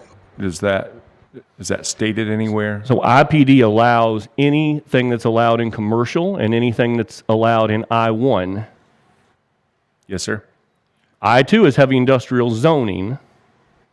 So you can look at, and I don't have them in front of me, I don't know if any of them have the uses on IPD. You can look at some of those uses that are allowed, and we can sit here and talk about whether or not we consider those heavy industrial or not. It would require a variance other than that. Well, you really can't do a variance on that. A variance is something that's dimensional, use. So height, Okay. the thing about the stacks, things like that. They allow for conditional uses, things that aren't allowed by right. But there are some uses in IPD that... Thank you for the clarification. I appreciate it. All right, further questions, commissioners? All right. No? Okay. Seeing none, we're going to close this portion of the hearing and move into rebuttal. Anyone wish to provide rebuttal evidence? Barry Laws, one thing you were asking, it's a legitimate question. The generating plant he's talking about, it was not IPD when it moved in, as well as it is called a merchant electric plant at that time, and it has a 2,000-foot setbacks for schools and residential. Thank you. Anyone else wishing to provide rebuttal? Mr. Fisher spoke about IPD. If you will, please, once more your name. Nathan Oberg, 1414 Yeager Lane. He spoke about IPD and light industrial being the highest intensity usage in there. Just because Dynegy is in that IPD makes it a non-conforming use. That should have been sorted out in the appellate courts years ago. It wasn't. So if you want a lawsuit with a non-conforming use, and I am not threatening that, but that's how somebody like these guys could handle that. It's a non-conforming use, meaning it doesn't fit the definition of that zoning district. That's the basis of that argument. Thank you. Thank you. Anyone else?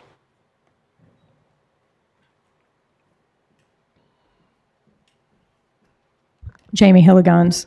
I just want to share a little bit more regarding the decommissioning and the questions that Mr. Douglas had regarding what were the concerns with decommissioning.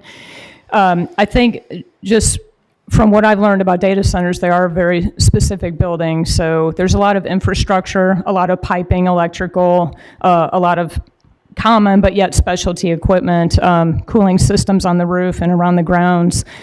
For the medium and large hyperscale data centers, they could have tens to hundreds of these industrial-sized generators that are the size of a semi-truck. That I think would be a good idea to not leave in place for an extended period of time. My biggest concern, though, is the diesel fuel. So I've spoken about this in various settings in front of different bodies in this courtroom. A medium-sized data center could have hundreds of thousands of diesel fuel on site potentially, and a hyperscale, depending on the size, could have millions of gallons of diesel fuel stored. Now, I'm not, Eric might be able to speak to this better. I don't know if those are above ground, if they could be above ground and or below ground tanks, but I just think that's something that should be considered. It's a significant amount of diesel fuel for the larger size structures. And then something that hasn't been discussed today are the batteries. And I think one of the reasons we all stay away from that conversation. Hang on, I'm going to stop you right there. Batteries were not previously discussed. This is rebuttal. Okay. Okay? All right. Thank you. All right, anyone else? Rebuttal. All right. We are going to move into final statements now. Anyone wishing to deliver a final statement?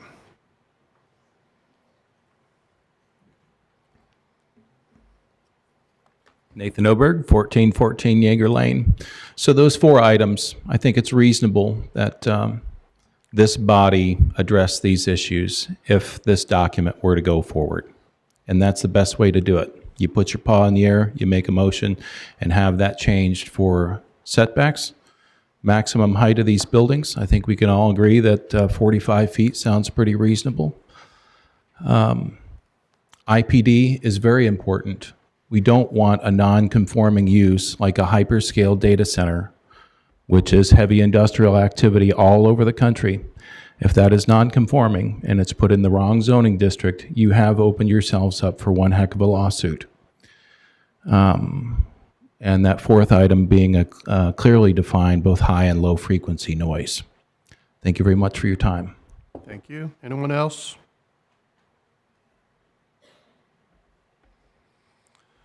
All right, commissioners, where are you? How you feel? You want to break for a bite? Do you want to push through? Right? If we're pushing through, we are going to take a break first. Mr. Chairman? Yeah. I need to excuse myself for a medical appointment. Yes, sir. Thank you, sir. Thanks for joining. All right. The rest of you, we can either go for a bite now.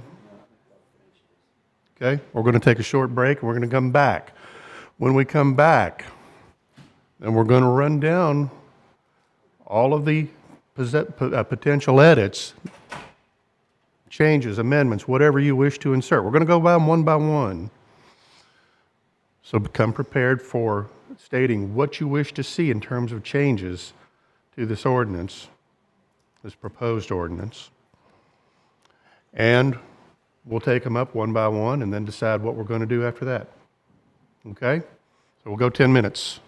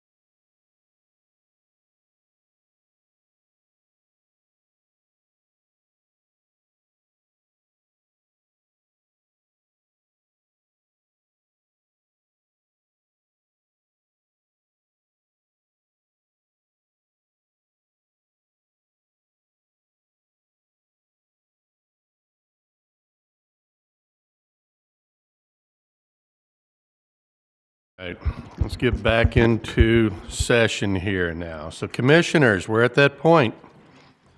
We're going to need a lot of input. The edits that you wish to see adopted into this ordinance and move forward as a recommendation to the members of the planning unit. We're going to start there, and we're going to take them one by one. So wherever you want to begin. Who would like to go first? Mr. Barry, Mr. Hampton. Yeah. I haven't had enough coffee, man. So stay with me. All right, you're up. Would these be, what would you call these? They're not amendments. What would they be called? Suggestions? Okay. Recommendations? Okay. We can go pretty loose in terms of the wording here. Okay, well, I just wanted to be sure. Right? On the setback issue. Okay. I would like to leave the 1,000 feet in there, but I would like to add or carve out the 1,500 feet just for schools, school buildings, public and private. Okay. Got it. Anything additional that you'd like to add to that?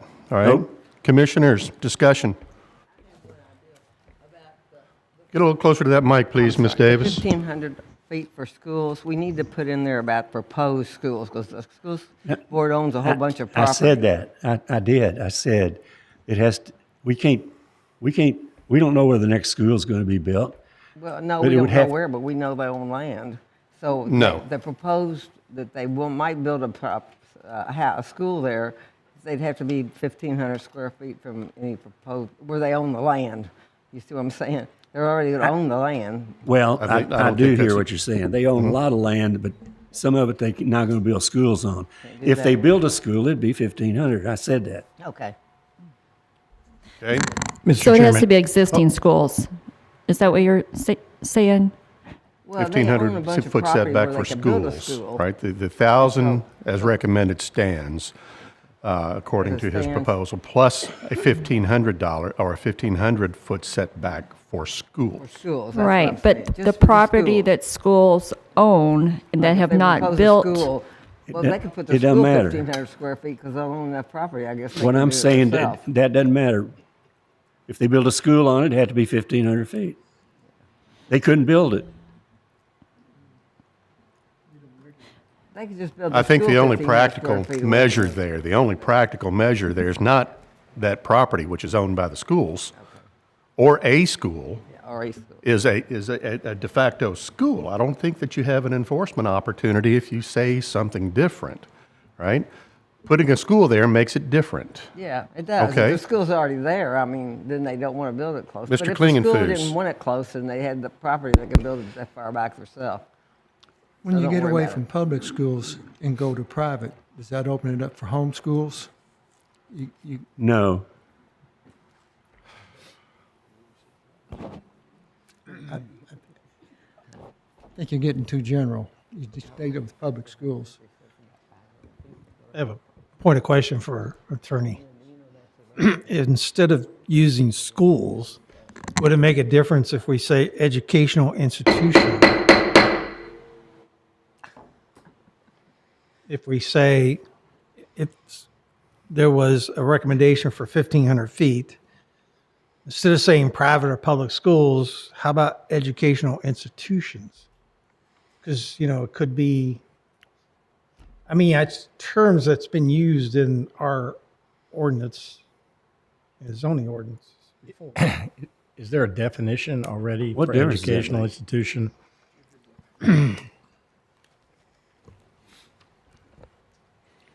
Oh, look, I know we've used the term educational facilities before, but give me 1 minute.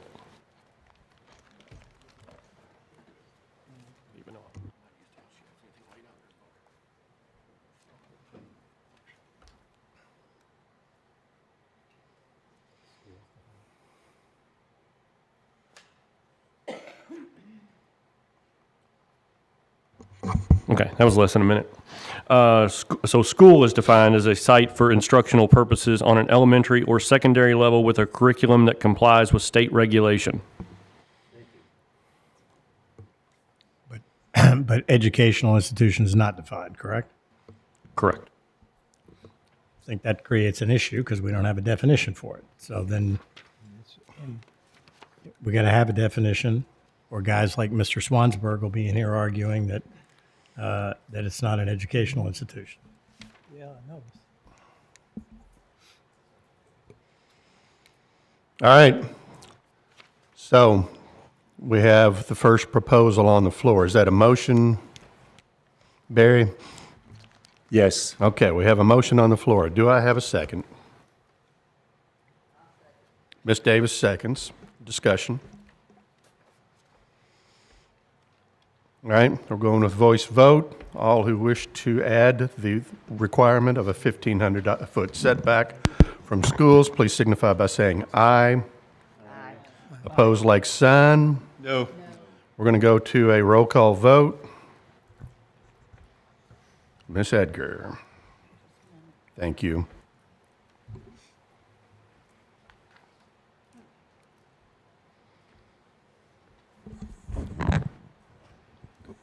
Mr. Marsh is gone, is that right? Correct. See the only one that's left. Okay.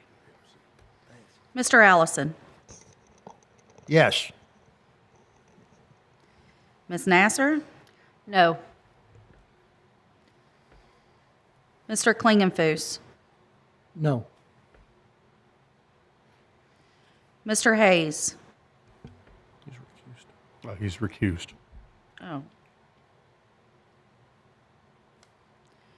Ms. Jones, Yes. Mr. Hampton. Yes. Mr. Allen, No. Ms. Graham, Yes. Mr. Miller, No. Ms. Kraus, Yes. Mr. Elder, No. Mr. Douglas, Yes. Ms. Davis. Yes.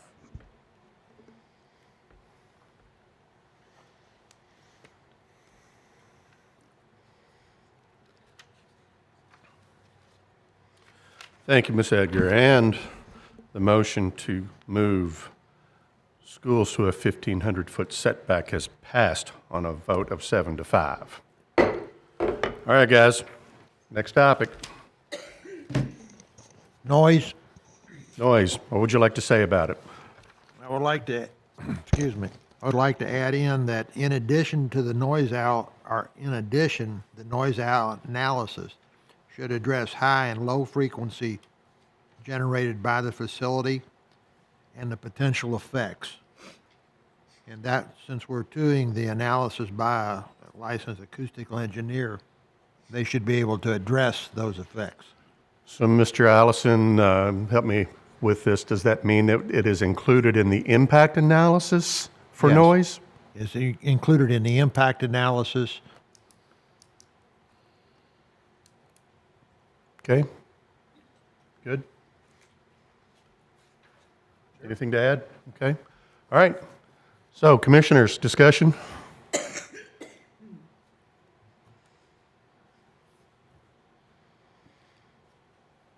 All right, Mr. Allison, just Move that formalize we that. include that as an item in the, And that is your motion. that's my motion. Thank you, sir. Do I have a second?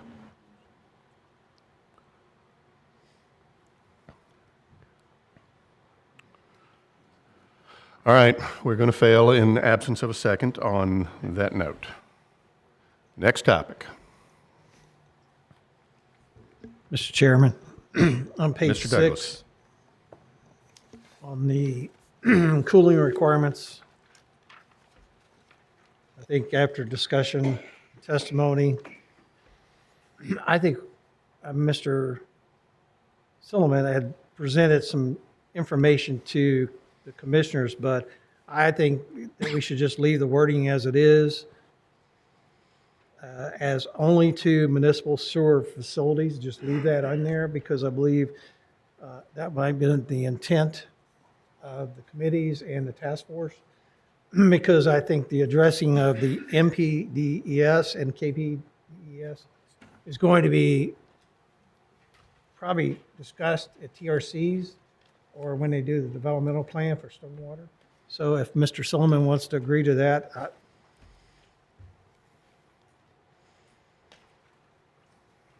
I agree with Mr. Douglas. I appreciate the healthy discussion, Mr. Miller and others. So.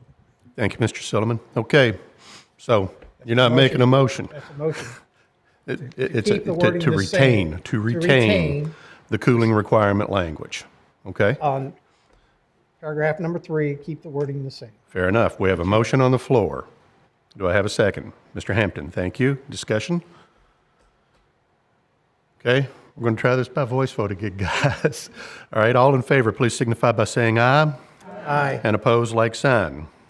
All right, we're retaining cooling requirements discussion. I have one more. Yes, sir. Page 8, under traffic, based on the recommendation, and I didn't hear any objection, I didn't hear any other discussion. Under traffic, changing the wording, a roadways impact assessment may be required after consultation with the Oldham County Engineers Office and be required prior to the Planning Commission hearing to evaluate the potential impact of construction traffic only on the infrastructure. That's my motion. Thank you, Mr. Douglas. All right.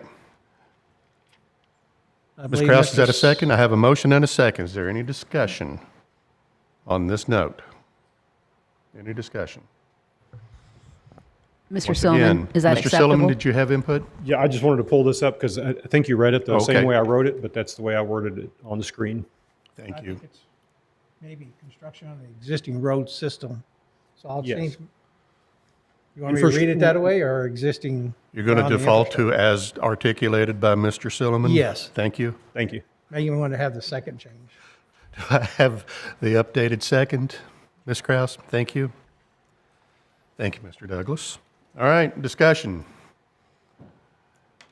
Once again, voice vote. All in favor, please signify by saying aye. Aye. And opposed, like sign. And the language with respect to the roadway impact analysis is adopted. All right, what's next? Mr. Miller. I'd like to entertain adding a number 9 item under the section of location screening and sound attenuation that would require the developer to submit an application to the Federal Aviation Administration for electromechanical interference vis-a-vis the Kentucky Airport Zoning Commission. All right, we have a motion on the floor, guys. Do we have a second? Second, Mr. Allen, thank you. All right, discussion.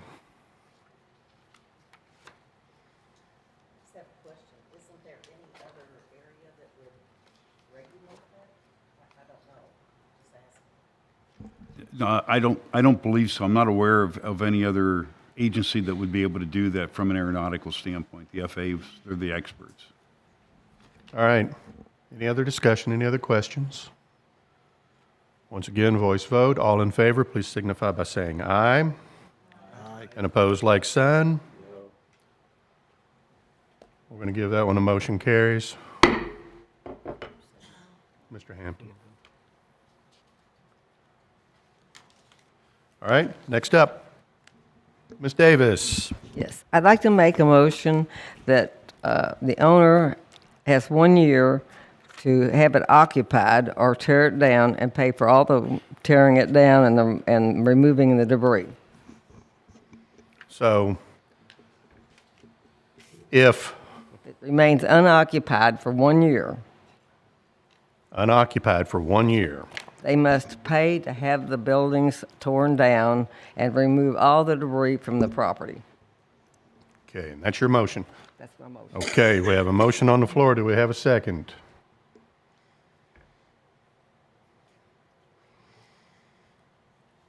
Motion fails with absence of second. Next item up. Okay. It's should we have an extended time frame if we feel like we need a decommission clause with bonding? Could you hear any of that? Let's try to repeat that just for the sake of it. So, I've heard a lot about decommissioning and I understand the concerns, but I also, the reality is in big business, sometimes it's very hard to come up with an agreement, to get somebody else to come into the place within a year. I mean, if this is something we want to consider, having them put a bond together or whatever to decommission, maybe we extend that timeline if you wanted to throw that one out. Okay, so is that a motion? No, it was asking Ms. Davis. Ms. Davis, do you wish to incorporate that into your previous motion? That we should have them before they tear it down. 5 years? It could go on forever, believe me, they'll stay. I mean, I think 5 years would be reasonable. You have a question? then I'll amend my motion to the 5 years. Okay, Mr. Hampton, did you have input? He had a question. I'll be right with him. Okay. No. I'm gonna Okay, all right. And Mr. Miller? I'm not totally familiar with how Kentucky does this, but when a facility is deemed to be obsolete from a taxation standpoint, from the tax rolls, the facility is empty, and the normal course would be for a company to come before the PVA or some other body within the county to have that property declared obsolete. Perhaps that would be the triggering mechanism then to, at some point in time, declare it an obsolete facility and have it demolished. I don't know if we have anything set up to do such a thing in Oldham County, to declare something obsolete. Do we have such a rule? Mr. Chairman, I've changed my mind again. Okay, go. Sorry. We did have somebody that was pretty much an expert say that he'd never seen that happen. In 30 years, he'd never seen it happen. Now, I'm not opposed to it necessarily, but we could go on what ifs forever. The guy just said he'd never seen it happen ever. And I think that's some of the experience that Mr. Fisher has shared with us as well. Ms. Kraus, did you have something? Yeah, but now I've forgotten. Mr. Can I interject something, please? I thought about the gentleman here said there's insurance. Hey, whoa. All right. Mr. Klingenfuss. Mr. Klingenfuss. I think what we keep forgetting is we're thinking about the hyperscale, but this same rule is going to affect the small ones. That was what I was trying to say, if I could get the floor. My concern is the hyperscale. The smaller square footage doesn't seem relevant to me. That's my personal opinion. But the decommissioning of 100,000 or however many Costco's or whatever, that seems to be the problem. And maybe if we could include in the motion to that it's the hyperscale that we're concerned about. Agreed. Mr. Chairman. Okay. Hang on. Sorry. Hang on. Ms. Davis, will you incorporate that into your motion? Yes. Okay. Mr. Hampton. At risk of getting fussed at for testifying, in reality, there'll never be a hyperscale data center built in Oldham County. It's never going to happen. And you can say, well, how do you know? Well, it's just not practical. It will not happen. We've seen all the opposition. And number one, I don't know that Oldham County is attractive anymore for a hyper scale. And I think we're overkilling stuff here that's never going to happen. Thank you. Sorry, I know. Certainly. Who else? Ms. Davis? There's one other comment I had. There was a gentleman said something about these companies could buy insurance that would guarantee they would tear them down. Some kind of insurance. Is that possible? Is there such a thing? I don't know. Bonding. I think he negated that when I questioned him earlier.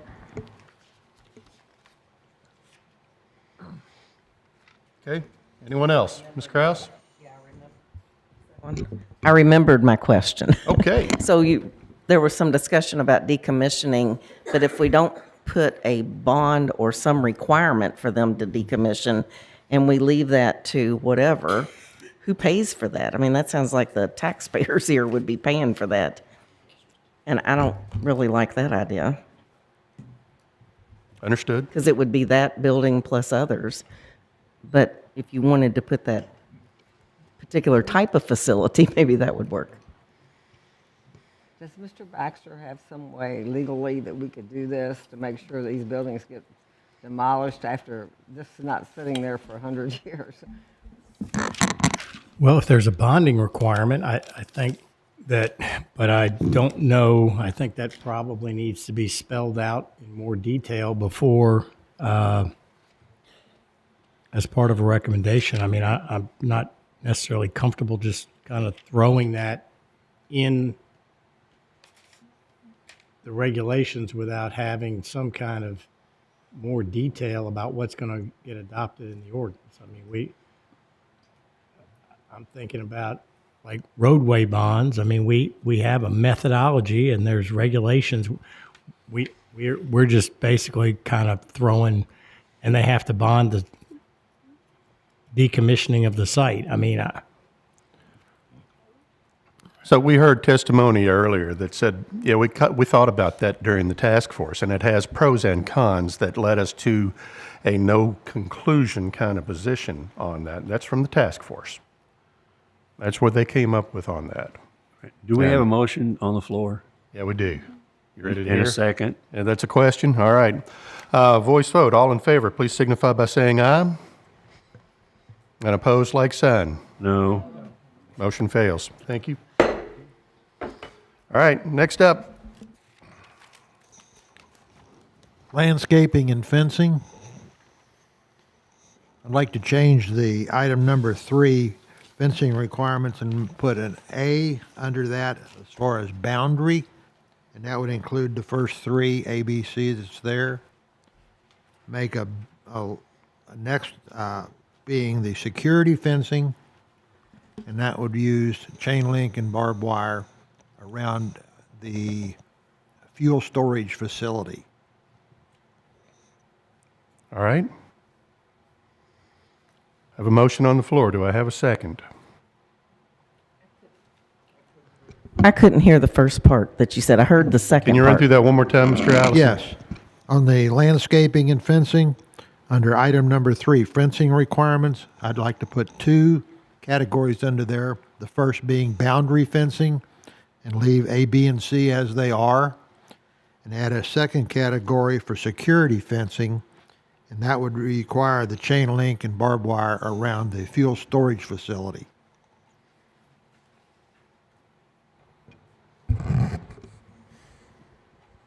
I have a question. Go right ahead. Is that requiring it or just allowing it where it's not visible to the public? I think it should be required just to make sure that it is put in there for security reasons in today's climate. But do we normally dictate facility security? I don't know that we've had to do that in the past, but I think this is a place where we should dictate. So we could be talking about 1 million gallons of fuel on a facility, and that's a fairly dangerous situation just to be sitting there that anybody can get to. I know they're going to have security and stuff, but to leave it open where you can just get into it without any barrier at all, I think would be irresponsible. Okay, further discussion. Do you need a second, Mr. Chair? I do. I'll second that. Thank you. Okay, further discussion. Can I just ask for clarification real fast? Mm-hmm. So would it not be easier to, on A, put boundary fencing shall not exceed 10 feet in height, and then on C, just make it chain link fencing and or barbed razor wire fencing are allowed around fuel storage, or if you want to decide that it's required around fuel storage tanks, just word it that way rather than adding 2 more points, just change the wording? We could do that. I believe that would be the same.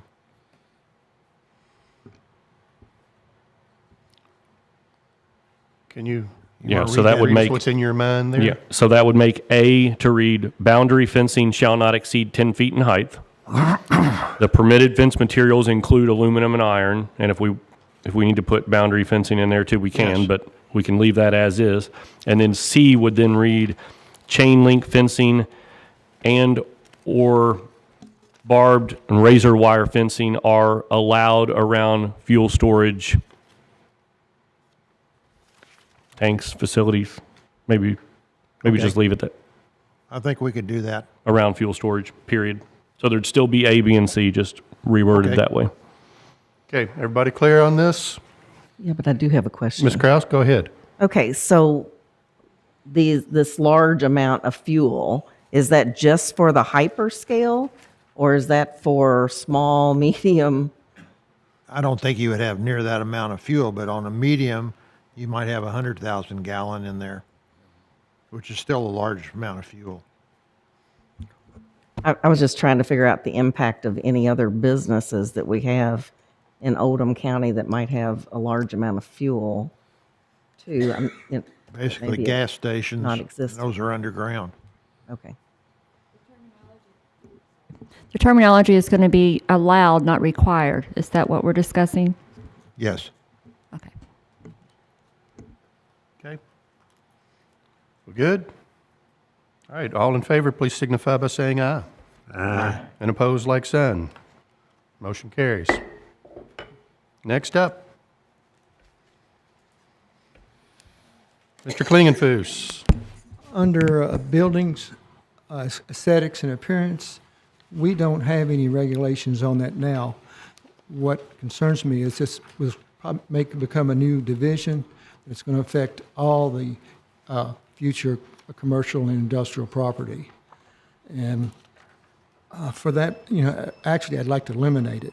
But what I suggest is under item 4, principal facade in building, it says must. I'd rather change that to should be incorporate the following standards at least every 150 feet, linear feet. And then it goes to list some more. I'd like to put should there. That way we can use it as a binding element instead of winding up being a division that's going to affect every other industry. All right, so this is in bullet point 2? 4. 4?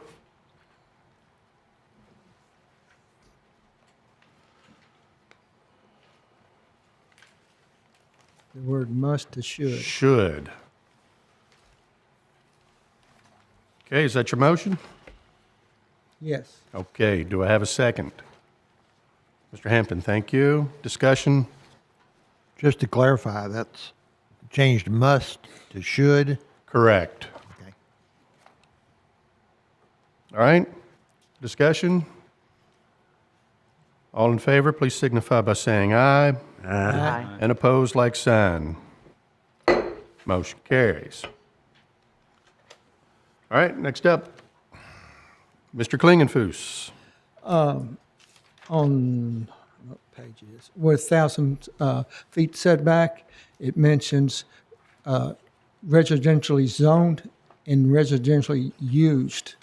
I'd like to eliminate the reference to residentially used because that's going to limit it in the future in any industrial area because we already have some residential use in those areas. If we start putting that in there, that becomes one that could affect the future regulation or division. All right, so within the setback language, eliminate the reference to residential use. Yes. Okay, Everything else is okay. understood. All right, do I have a second?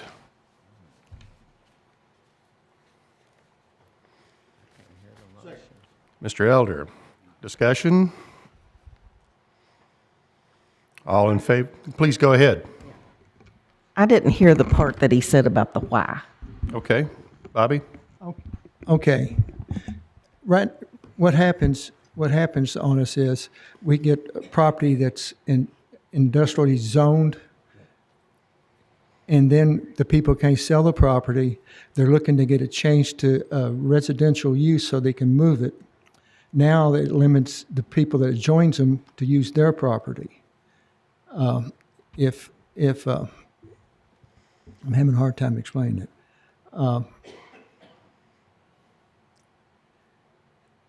When you go in, if you go in the smaller minor data centers, that's going to affect them. We already have them. They won't meet the regulations because you already have houses, residential, within 1,000 feet. Like the one, there's a data center on the drive there by Napa and LaGrange. It's within 1,000 feet of residential. It's, you know, even if you put it in commercial, it's pretty hard. So when you put a house 1,000 feet away for the minor ones, it's just too restrictive. The small. So I'm doing it for them, not the data. I'm for regulating hard on the hyper centers, but it's too difficult for the small ones to meet that requirement that they have to be 1,000 feet away from a residential used piece of property. Thank you. All right, guys, discussion? Mr. Elder. Isn't that basically because we do have industrial zone property that is being used as residential? Yes, that's the potential that could happen out of this. If this becomes, part of the division rule, that its primary reason is for small data centers because they're going to be too restricted. You're still going to have the restrictions on the industrial area.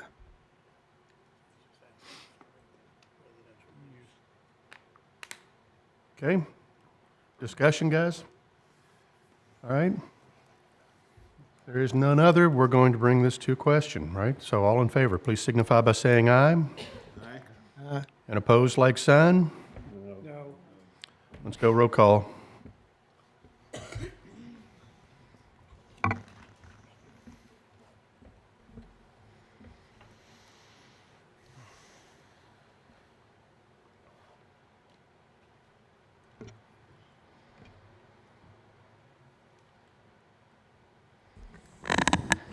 Mr. Miller?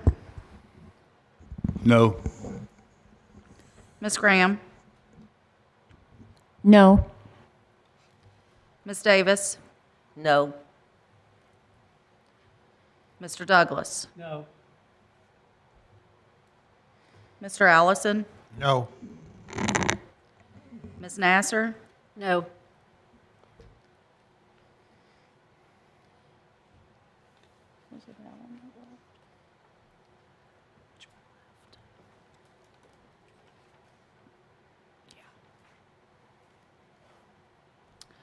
Ms. Jones? Yes. Mr. Klingenfuss? Yes. Mr. Hampton? No. Mr. Allen? No.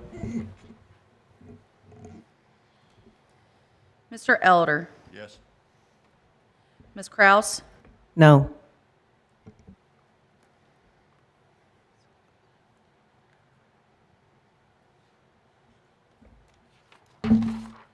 Thank you, Ms. Edgar, and the motion has failed on a vote of 9-3. Next item up, guys.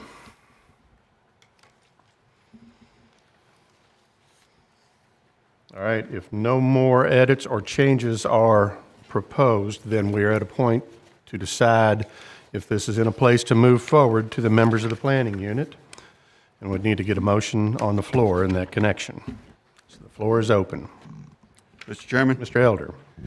As to docket PZ-25-30, I recommend that we recommend approval to all the legislative bodies of the zoning text amendment creating section 250-340-1 data centers of the Oldham County Comprehensive Zoning Ordinance. Thank you, Mr. Elder. Mr. Baxter? Mr. Elder, I assume you're incorporating the approved amendments into your motion?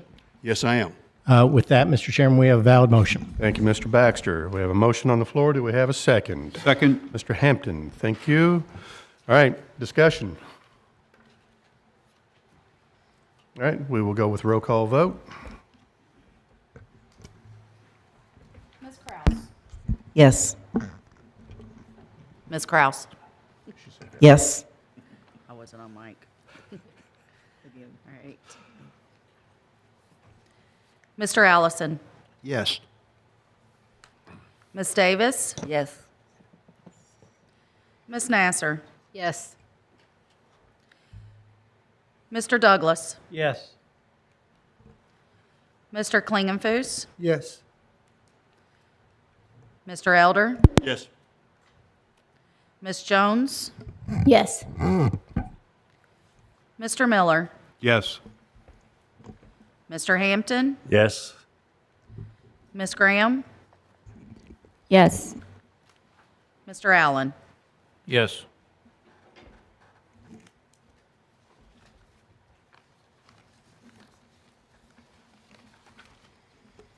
All right, and the motion has passed on a vote of 12 to 0.